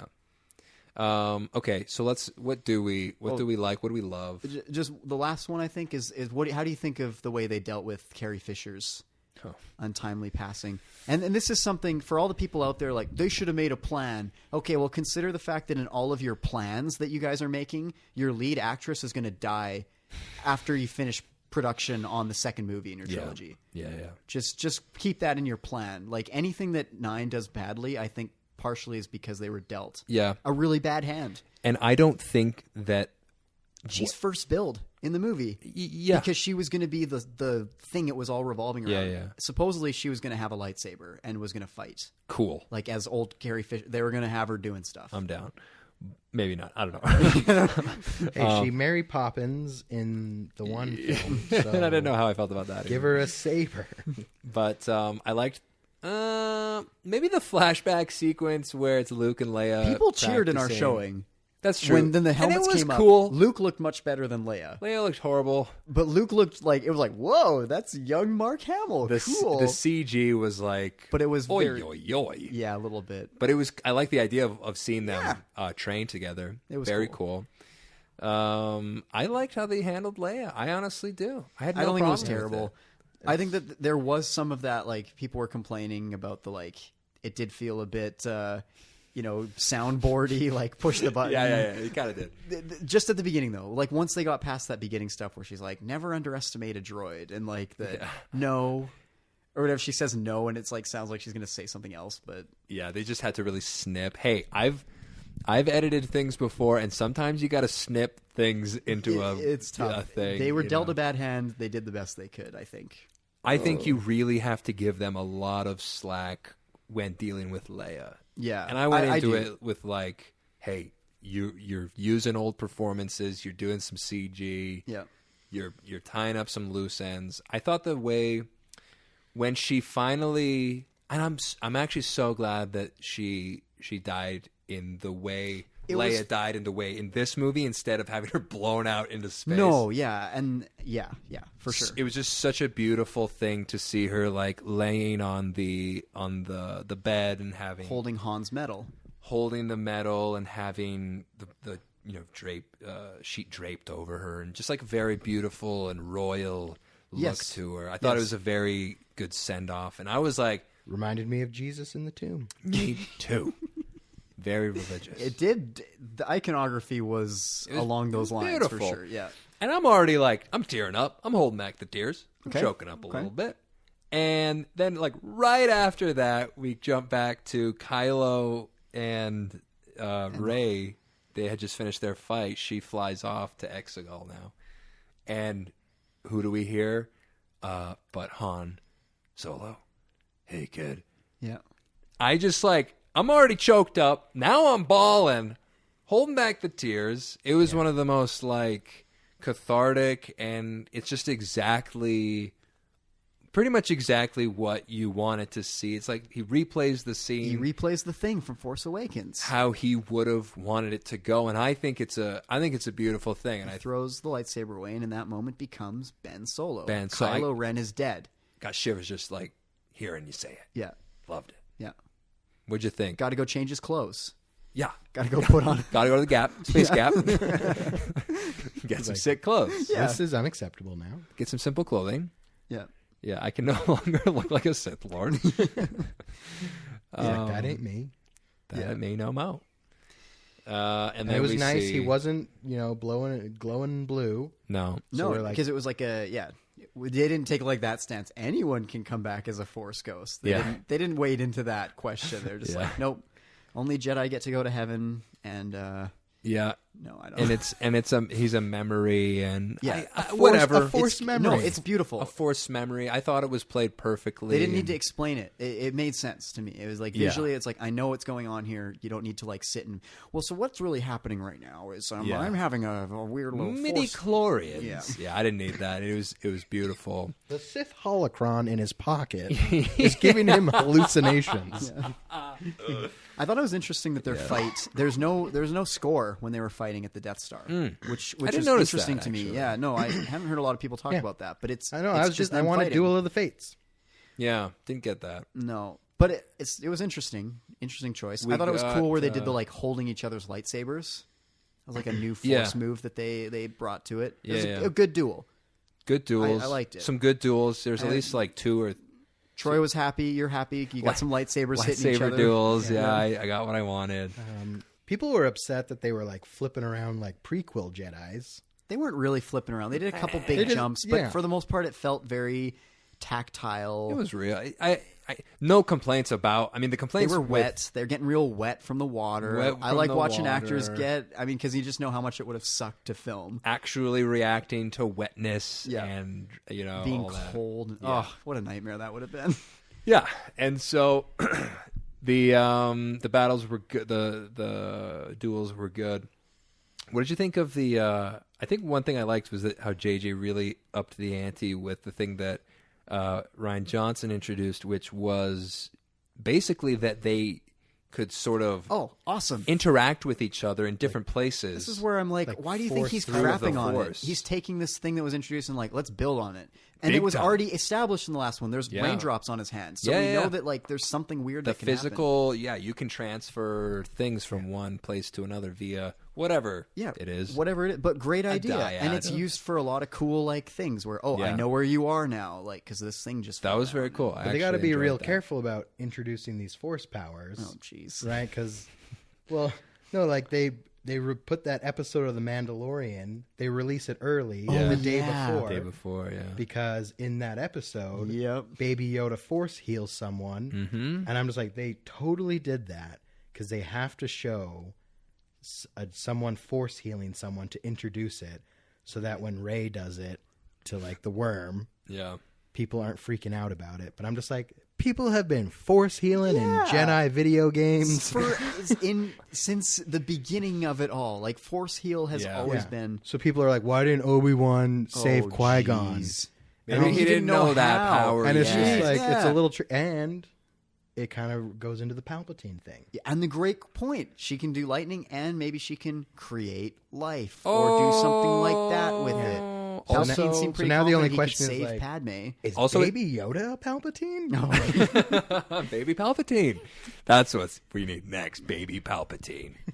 It's like it wouldn't Photoshop. She had the original ancient Jedi texts, and it wouldn't shock me if it's like some indictment of the Jedi that they didn't bother with things like force healing. Yeah, sure. And if people want to complain about introducing force powers that you don't use later, how about the force speed run that they do at the beginning of The Phantom Menace, Obi-Wan and Qui-Gon? Boy, that sure would have come in handy at the end of the movie. Times, yeah.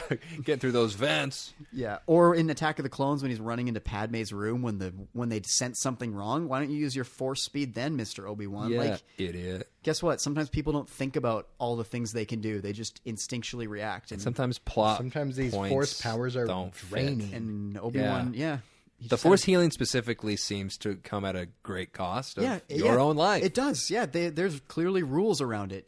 She died, basically, to save... or he died to bring her back. And she die? She didn't die. She just healed his wound. She did the magic, crosses the lightsabers. Kills himself, I guess, somehow. Yeah, it's like the force, the blast killed her, blew her back. And drained her, and he's... Man, it's like so sad. What I really wanted and would have been totally okay with is Ben Solo and Rey married and happy, living on Tatooine. I think he had to die. Moisture farm. We got to get into Killed the his whole dad. Reylo thing. He killed his... Yeah, that's silly that people are mad about that. He's no longer Kylo Ren. Kylo Ren was, sure, abusive to Rey. That's fine. But he's not Kylo Ren. They're like, always do this in these movies. If you die or whatever... in the sense, or like you shed your old being, you become a new creature through Christ the Lord. Yeah. But like it really kind of approaches that type of talk. Qui-Gon the Lord. Like they become new people.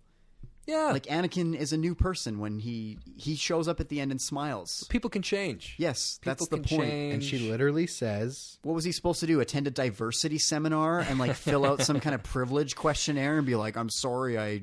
was mean to you and negged you a little bit. Yeah. She said, I would have taken Ben Solo's hand, not Kylo Ren's hand. Yeah. Exactly. That's who she wants. But there's a whole community of people and fan fiction writers about the Kylo Rey romance. Right. So they wanted more. They wanted that. They wanted them at the end, in the hut. The light is low. Yeah. They're stretched out on the table. Keep talking. Wait, be careful. Theo, aren't you like one of these fan fiction erotic writers? Fan fiction Haven't you before? written an erotic fan fiction before? Yeah, I did do that once. Okay, well, that was in the old days. The old republic. Yeah. Before you had children. That's right. Before my kids, they made me normal. The edge off. Yes. But no, like That's what I wanted to see, though. I wanted more of that. At least I knew him as a Force ghost or something. So there's like a thought of, in a way, I'll kind of always be with you. You said something, Theo. You're like, he had to blood atone. He wasn't making it out of these movies alive. He he was redeemed, but he had to die. I learned recently, and I'm okay with that. But it's just very sad. Apparently, in the comics, they've said that he didn't actually kill anyone at Luke's Jedi Temple. Oh. So I'm like sitting here going, I guess his body count is Max von Sydow at the beginning of Force Awakens. Yeah. And then I guess he's somewhat responsible in like a Nuremberg way for destroying the Republic and, all the village and all that. He kills those guys at the beginning, the protectors. Apparently that planet is Mustafar, by the way. Oh. I did hear that. Yeah. Interesting. It's like a volcanic part of it that's Makes like the sense. trees have grown from the... Which, volcanic stuff is good for growing things. And that a Sith, whatever... Like a weird cult kind of would formed, be on protecting Mustafar, it. home of Darth Vader. Yeah. So yeah, he killed the old guy. He killed his dad, but I guess he didn't kill the people in the temple. Patricide's a big one. Yeah, Killing your dad, don't do it. Yeah. So I just thought there's no way he's making it out. Yeah, they can't do that. And it's like I'm okay with that. But it's like I wanted it. You wanted it, and then John Boyega is tweeting out. Oh he's my like, goodness, he's like, John is going crazy. Does he not want to be in movies? Like he's going to get Shia LaBeoufed. He really is. For reference, Shia LaBeouf was quite critical of Indiana Jones and the Crystal Skull, and he kind of really suffered his career. I heard that he made some like really kind of almost misogynistic, just like crude comments about Rey or something. John Boyega on Instagram, someone commented something, or was it Twitter? I can't remember the two. I think it was Twitter, and he's just like, it's not about who kisses her, but about who lays the pipe. Yeah. Yikes. Implying that in episode 10, Boyega's laying pipe. Yeah. Yikes. It was bad move, bro. I'm just like, okay, listen. Don't say that. I mean, the Raylos were enraged. Maybe I would have laughed at that comment 10 years ago. But we live in a different year now, and you have to know that you can't say something like that. And look, he's talking about a fictional world. It's legendary, okay? A little bit legendary that you're going out in this blaze of glory. I got to respect that. Yeah. But also, it's like you understand that you're saying, yeah, people are not going to want to hire me. Maybe it'll be fine, but maybe it will be like a thing on him. Yeah. So yeah, he tweeted this out about laying pipe. And then he tweeted something about, he started calling started calling people idiots and stupid and morons that were like taking issue with some of these things. Yeah. And then he posted a video on Instagram the other day that I watched it because I was like, whoa, this is on Instagram. And it's like him, it's kind of funny. Yeah. It's him just basically saying like, F my haters, I don't care, like skateboarding over top of their comments and stuff like that. Yeah. Like, it was well edited. I saw it too. It was a cool video. It was very well edited. And an interesting funny. response to it. I think it's a good way to like sort of make light of the fact that at the end of the day, these are all just like things people are saying and like who cares? Right. Most people, if I went to your next door neighbor's house and knocked on their door and said, have you heard about this drama featuring the character? They'd be like, well, what are you talking about? Yeah, I don't care about that. Yeah. Yeah. But it is like, whoa. But and, speaking of Finn's counterpart, you know what was great about this movie? What? No Rose. Yeah, I kind of agree with you there. People really love Rose for some reason. I don't see it. I don't. It's more of like Rose is like a full culture war totem at this point. It's I agree. Yeah. She was in a movie, whatever. Her character wasn't the best part of the movie, and in some places was a little bit like, oh, I maybe don't the know bad about, part of the movie. I don't know. You know? I'm not going to say that, Yeah. but there were real people that took it upon themselves, as probably they do for everyone. But she took it. They were harassing her. Got it a lot. Got a lot of harassment on social hate. media, and deleted everything. And then it was like this thing of like, okay, well, we have to defend Rose, and if you attack her, you are contributing to that harassment, and like that's very silly. But it is what was said and what these camps formed. And then at Celebration, when they previewed the trailer, J.J. Abrams was like, and I need a big round of applause for one of the most important people on this stage, Kelly Marie Tran, and like got a standing ovation. Yeah. And it is a bit like, okay, he seemed like he was saying like she was very important and she had this very important role. And then in the Rise of Skywalker, she's like, yeah, so I got to look at blueprints, so I'm going to be over there the whole time. Hey guys, I'm busy. Like Chris Terrio the writer for the Rise of Skywalker. I don't know if you saw this. He was I did, yeah, I read that. He claimed that they actually had a big plan that she was going to be with Leia the whole time, and was going to have this big part. And then Carrie Fisher died, and I'm like, I do not know if that is true. Well, if it is true, it kind of makes sense because you'd want someone else there that we know, that can be kind of like there with us. But they apparently there were some CG scenes with her and like a CG Leia. Okay. And they weren't. I thought my understanding was like those scenes just like the CG just wasn't up to snuff. Probably wasn't. No. And so they're like, oh, we just got to cut it out. Yeah. Unfortunately, that stuff happens. I don't see it as like a rebuke. So another thing I really liked, the original trio together, they're cooking. Yeah. Right? The chemistry. Really like that. It's really good. I don't hate Rose as a character. I think she's fine. Sure. She's like amazing. I just think okay. she's fine. Fine, yeah. But I genuinely don't know how. I think it would have been too many cooks in the kitchen. Yeah. I think it's great that they were all there together. I love the trio together. So good. I loved 3PO. I like how much they gave him to do. He's like very funny. He's a I big thought part for of sure it. he was dead. Babu Frick, Yeah. my oldest. The Well, way he was they're on like- another transport, so. I was okay with that. Were you too. okay with that? I was okay. I was like, no, Chewie. And then it's like, You weren't sitting there like, there is no way after The Last Jedi, after the way people reacted to Luke Skywalker, that they just killed Chewie off screen. There is no way that they did that. Yeah. I mean, I was like, nope, he's not dead, and I cannot believe that you're trying to make me think that you actually killed him. I was very sad for a minute, and then when I saw him, I was so happy. Oh my goodness. So happy. Chewie, my man, Chewie. I was like, they need to show that she has dark powers that are a little out of control and unhinged. yeah.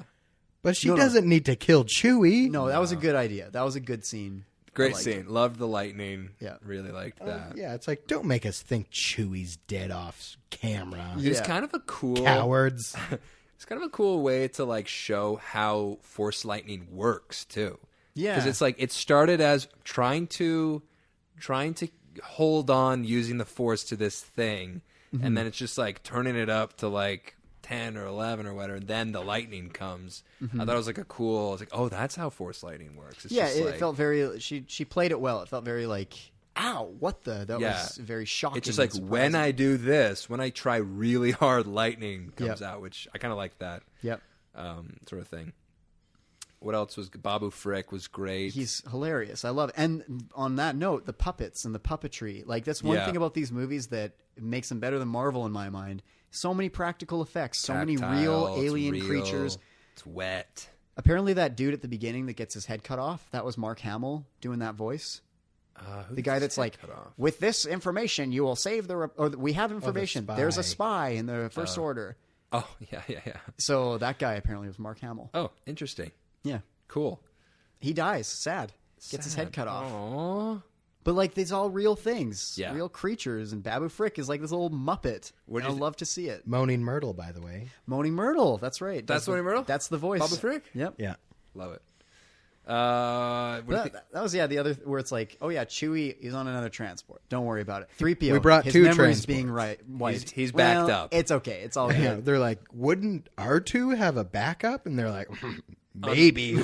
Unreliable. An astromech Yeah. by the name of R2D2. Can we really count on that? Right. Yes. When has absolutely. R2 ever come through and Yeah. saved the day before in one of these movies? When is he the star of this whole Yeah. series? It's like we're gonna get a few jokes about 3PO's memory being wiped because he's always worried about that. Like, wipe this droid. Yeah. So then you get a few jokes, Thanks, America. and then quickly it's like, and now give him his memory Give back. him It's his- not. So It's funny, not though. funny anymore. Give him his memory back. Yeah, Yeah. bring it back. He was so funny on Pisana when it's like, this wonderful festival, it's happening, and he's just like, 42 years. yeah, Yeah. some good jokes there. And the joke with the flashlight, when Rey is walking with her lightsaber, and then Poe turns on his flashlight. Yeah. Great little visual gag. Yeah. It's great. I loved it. Yeah. Yeah, That's he's just like, yeah, I love it. so there's a lot of jokes, really funny jokes. I liked the jokes. Best. I loved Poe's relationship with that lady, the Robo lady with the mask. Carrie on. Russell? Carrie Russell. Zori Bliss, I think. She got a nice bum. All right, Troy. Okay, Yeah, calm put it- down. I'm Did trying you to get see us her at canceled here. Disneyland? No, I'm sorry, Ray. Funniest one of the funniest moments was at the very end when the look back and forth where he's like, hey, good to like, hey, thanks. And I was like, do you wanna? We're gonna kiss? Do you want? And she's like, no. I was like, okay, yeah. all right. The Well, that's Larry good. David, okay. Yeah. Very was funny. great. Very good comedic time. It was just a very funny movie. Yeah. A lot of good jokes. What about the very end when? Actually, first, what did you think of what's his name being the spy? I liked it. The I thought it was redhead great. guy. It makes sense. Kylo Ren spent the last movie pushing him against consoles. Yeah. And, in general, just being a real bother to him. Makes sense. It doesn't shock me that he's like, I hate Kylo Ren and want him dead. Yeah. And I don't even care about this stuff anymore because it's gotten too big to handle. Yeah. And then he just, gets murdered. It's like snitches get stitches. He was a rat. I kind of wish he got to like a play little it bit out. more. Yeah. Maybe some big moment on the bridge that he like gets to do something that kind of opens the way for the rebels again. Like he saves them again. Yeah, that would almost make him too altruistic, I wonder. Okay. And this is like enough to be like, he simply hates Kylo Ren. He's not like a good guy, but he's not like the He worst blew guy. up a whole star system. Like he he's excitedly not gave good. this Hitler speech and then blew up Hitler, for the record, bad. Yeah. We just get that out there. Hitler bad speech. Yep. Hitler-esque man, bad Good at man. speeches. Good at speeches. Bad man. Bad man. Yeah, there's that funny tension where it's like Disney, they're using fascist imagery with all this stuff, and they're like selling toys, and they're like making whole theme parks about theme it. parks, and they're like putting out polls. Would you be the First Order or the Rebellion? And it's like, I think it's fine, whatever. It's funny. It's cool. It's a fantasy thing, but there's some people who are like, how dare you suggest that children should be fascism? Yeah, they do sell a lot of First Order stuff at Star Wars Land. awesome. But Whatever, it's fun. They sell, get this, they sell Imperial outfits.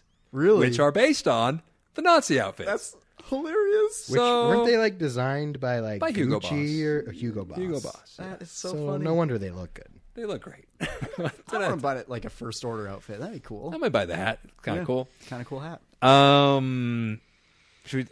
the ending. What do you want to say? What's the code breaker guy? He never shows up again. That's a little too bad. I thought that he could have at least showed up at the end. That's another one you could call back to. Should have called back. I said, I'm here to fight the thing. Hazy and melt, or whatever it's called. I'm sure he was in bags one of under those my ships. eyes. I'm Benicio del Toro. So too bad that he's not in there. What did you think of the very ending? Rey goes back to the big celebration. Oh, Chewie gets a medal. I thought that was great.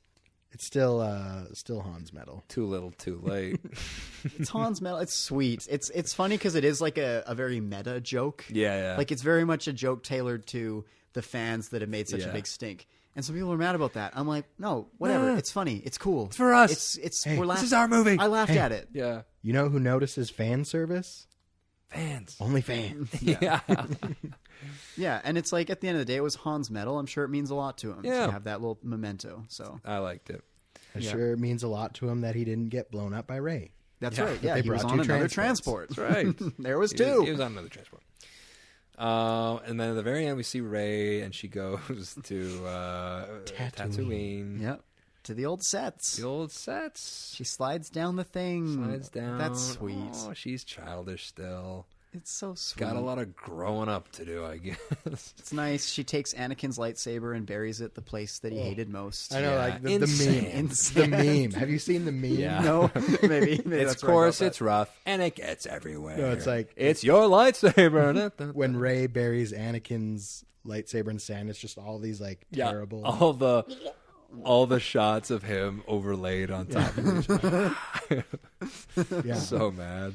And it's like, and Leia's lightsaber's there because she was so well connected to Tatooine. And she, as we established 20 minutes earlier, is a strong lightsaber user and a Jedi. And she's like, and I've never been to this planet. Right. Except as a slave. Yeah, she shows up as the Force Ghost and the Bikini. sexy. They're like making out as they like show up. Like, what the heck? What's going on? Yeah. That's not what happened, though. It's like, that's how the Force works. If I'm on Tatooine, I have to be wearing what I wore on Tatooine. Yeah, that's weird. I don't know. That's Force is JJ. Yeah, that was an... And then it's, the... What do you think of that woman? I mean, like, I understand. It's weird. I just feel like there's been such a thing where she's just like... Before, she'd always say, I'm Rey nobody, right? Yeah. And that was like a thing, and it was always this... She's clearly sad about it. And it kind of might have been nice if she could have said, I'm Rey, like, just Rey. Or something. Like, she had come to terms with that and didn't have to be... But I'm okay with it. The So Skywalker, okay. I thought, was pretty It's just nice. very, very telegraphed, though, because it's like, it's called The Rise of Skywalker, you know, like, and... You see it even from the beginning where they're like, what's your family name, Rey? Yeah. Like, what? What do you... I don't have one. Yeah. And then at the end, the woman. It's just like there had to be a woman there. It's a little contrived, but I'm still okay with it. It's Hey, fine. what's your name? Ray. Oh no, I meant your last name. But the thing I had heard. What's your months middle ago, name? This maybe was part of the reason where I walked out a little disappointed. Was the first thing I heard about the movie was Kevin Smith was talking to J.J. Abrams, and J.J.'s like described the last shot of the movie to him, and Kevin Smith was like, the last shot is going to melt your brain. And so I'm like sitting here like, all right, here comes the brain melter. Here it comes. Too high. And then it's like, oh, it's Ray looking at the twin sun setting with BB-8. Yeah. All right. Okay. Yeah, and credits. Okay, I'm like waiting, like, And then there's Anakin still does time, a corkscrew 900. There's still time. There's still time. No, okay. And then So a bunch I don't of know. sand people come. She has to force pull those lightsabers out of the sand. Yeah, it's like the end of Fast and Furious or something. But just sand people show up. It's like, and then, yeah. Well, that's the thing where I'm like, Ryan Reynolds shows up. it annoys me because I just can't help but feel nagging feeling that we're going to be doing this again in 10 years. That they're going to be like, all right, call up Daisy Ridley It and ain't John. over. Because it's like, We're going to be doing it in 2022. well, 20. That's going to be. They've pretty much announced what that one's going to be. Oh, yeah, it's we going to got be a High Republic movie. High Republic. 400 years before the movies. Oh, Kind of cool. I'm in it. I'm Yoda, down. Yoda can Anything still they be do. around. Yep. One thing I've heard is maybe they're thinking about doing some, what do you call it? Sequels, spinoffs with Rey, with Finn, with Poe. They might. I know that they said they asked John and Oscar, I think, if they'd ever be on Disney Plus, and both of them were just like, no, absolutely not. Why not? I think they view it as beneath their station, like it's Screw some kind of them. TV show Well, business. So I don't know. We'll see if John's career suffers any fallout here. Maybe he'll be knocking on that he door. may never work again. Yeah. He's the star of Pacific Rim. I think he can. I think he'll be okay. He can get away with that. He was also in Attack the Block, a movie that everybody saw and made lots of money. Yeah. And Detroit, the Was he in Detroit? best movie by Best Catherine Bigelow, or the worst, depending. Being sarcastic, I hope, because obviously the answer to that is Honestly, Hurt Locker. I didn't see it, but I heard it was a big bummer and a big drag to watch. Sure. Not Okay. a great film. So that I don't know. That's anything else we want to. I just, Have we covered it? I think we mostly got. I don't know. I just Get some complaints out. The stupid Sith dagger. you got to stand right here and open the dagger, and hopefully nothing changes in 20 years. Yeah. and it'll. I mean, that's okay. Indiana Jones does the same kind of thing. You can't be that mad about that. What did you say, Lyndon, about the fetch quest? You were like so okay with it. Oh. Yeah. Where you're like, what? Look at all these MacGuffins. Yeah, I'm like, we got to go to the place to get the dagger. We get the you're dagger. We like- got to get it translated. and Once I'm like, we get it I was translated, like, I'm ready for them to go to like 6 more planets. We got to find the sheath. You're said. like, we need the hilt. the hilt, the belt, the whetstone. Yeah. We need the Urim and Thummim to look through the dagger with. And I was like, yes. Yeah. A shield, a Sith shield. They got to go to Earth in a different galaxy. Yeah. Good stuff. Should we talk about Jedi Fallen Order for a minute? Oh man, Save it for another episode. Are we tired of talking about this? I feel like your listeners are probably. I mean, hopefully tired. you could put a disclaimer that's like, once the Star Wars talk starts, yeah. that's it. So if That's you don't all want it, Star Wars. then And it's an hour. It's over an hour. More than half the episode is Star Wars. So. oh man, Guys, I've enjoyed this. It's been a while since we had gotten all together, and I'm glad that we did. And Theo, you're welcome back anytime, of course. Thanks. I appreciate that. I got to be here to be the like ultra orthodox zealot, to balance things out. You're a very welcome perspective on the show, and we're always happy to have you. Okay. And you didn't say anything too inflammatory, so good. You should be I'm safe. uncanceled, right? Yeah, as long as Trump Cancellation. keeps dropping bombs in the Middle East, your job should be And secure. your job will be secure. Oh, no. And we're just going to make America great again. Thank you. Make Alberta great again. I don't know, man. We did so well up until that point. The only thing we are pro we are certainly pro about here is pro Star Wars. We sure are. Yep. Thanks for listening, everyone. Check us out on Instagram. There's a lot of potential things the picture could be this week. I don't know what it will be. It could do multiple. Baby Palpatine. A little side swiper. All the pictures. Yeah. So, Theo, anything you want to leave with the audience before we hand it off to our resident episode closer? I like Star Wars. I think they're fun movies. They're about space wizards. Yes, they are. And they're ostensibly aimed at children. And I think it's important that we always keep that perspective intact. Remember that. And they've kind of always been meant to sell toys and things like that. So it's better to not be cynical about it and just enjoy the ride. Enjoy the ride. I like it. That's it. What do you think, Lyndon? I think Star Wars and the hero's journey is extremely important for children and adults and should be taken very seriously. Okay. Just kidding. He can be this spoiled to me. I love it. Completely the opposite. May the Force be with you all. I am Ryan Life's Johnson, a mission. and he's J.J. Abrams. Bye. Bye.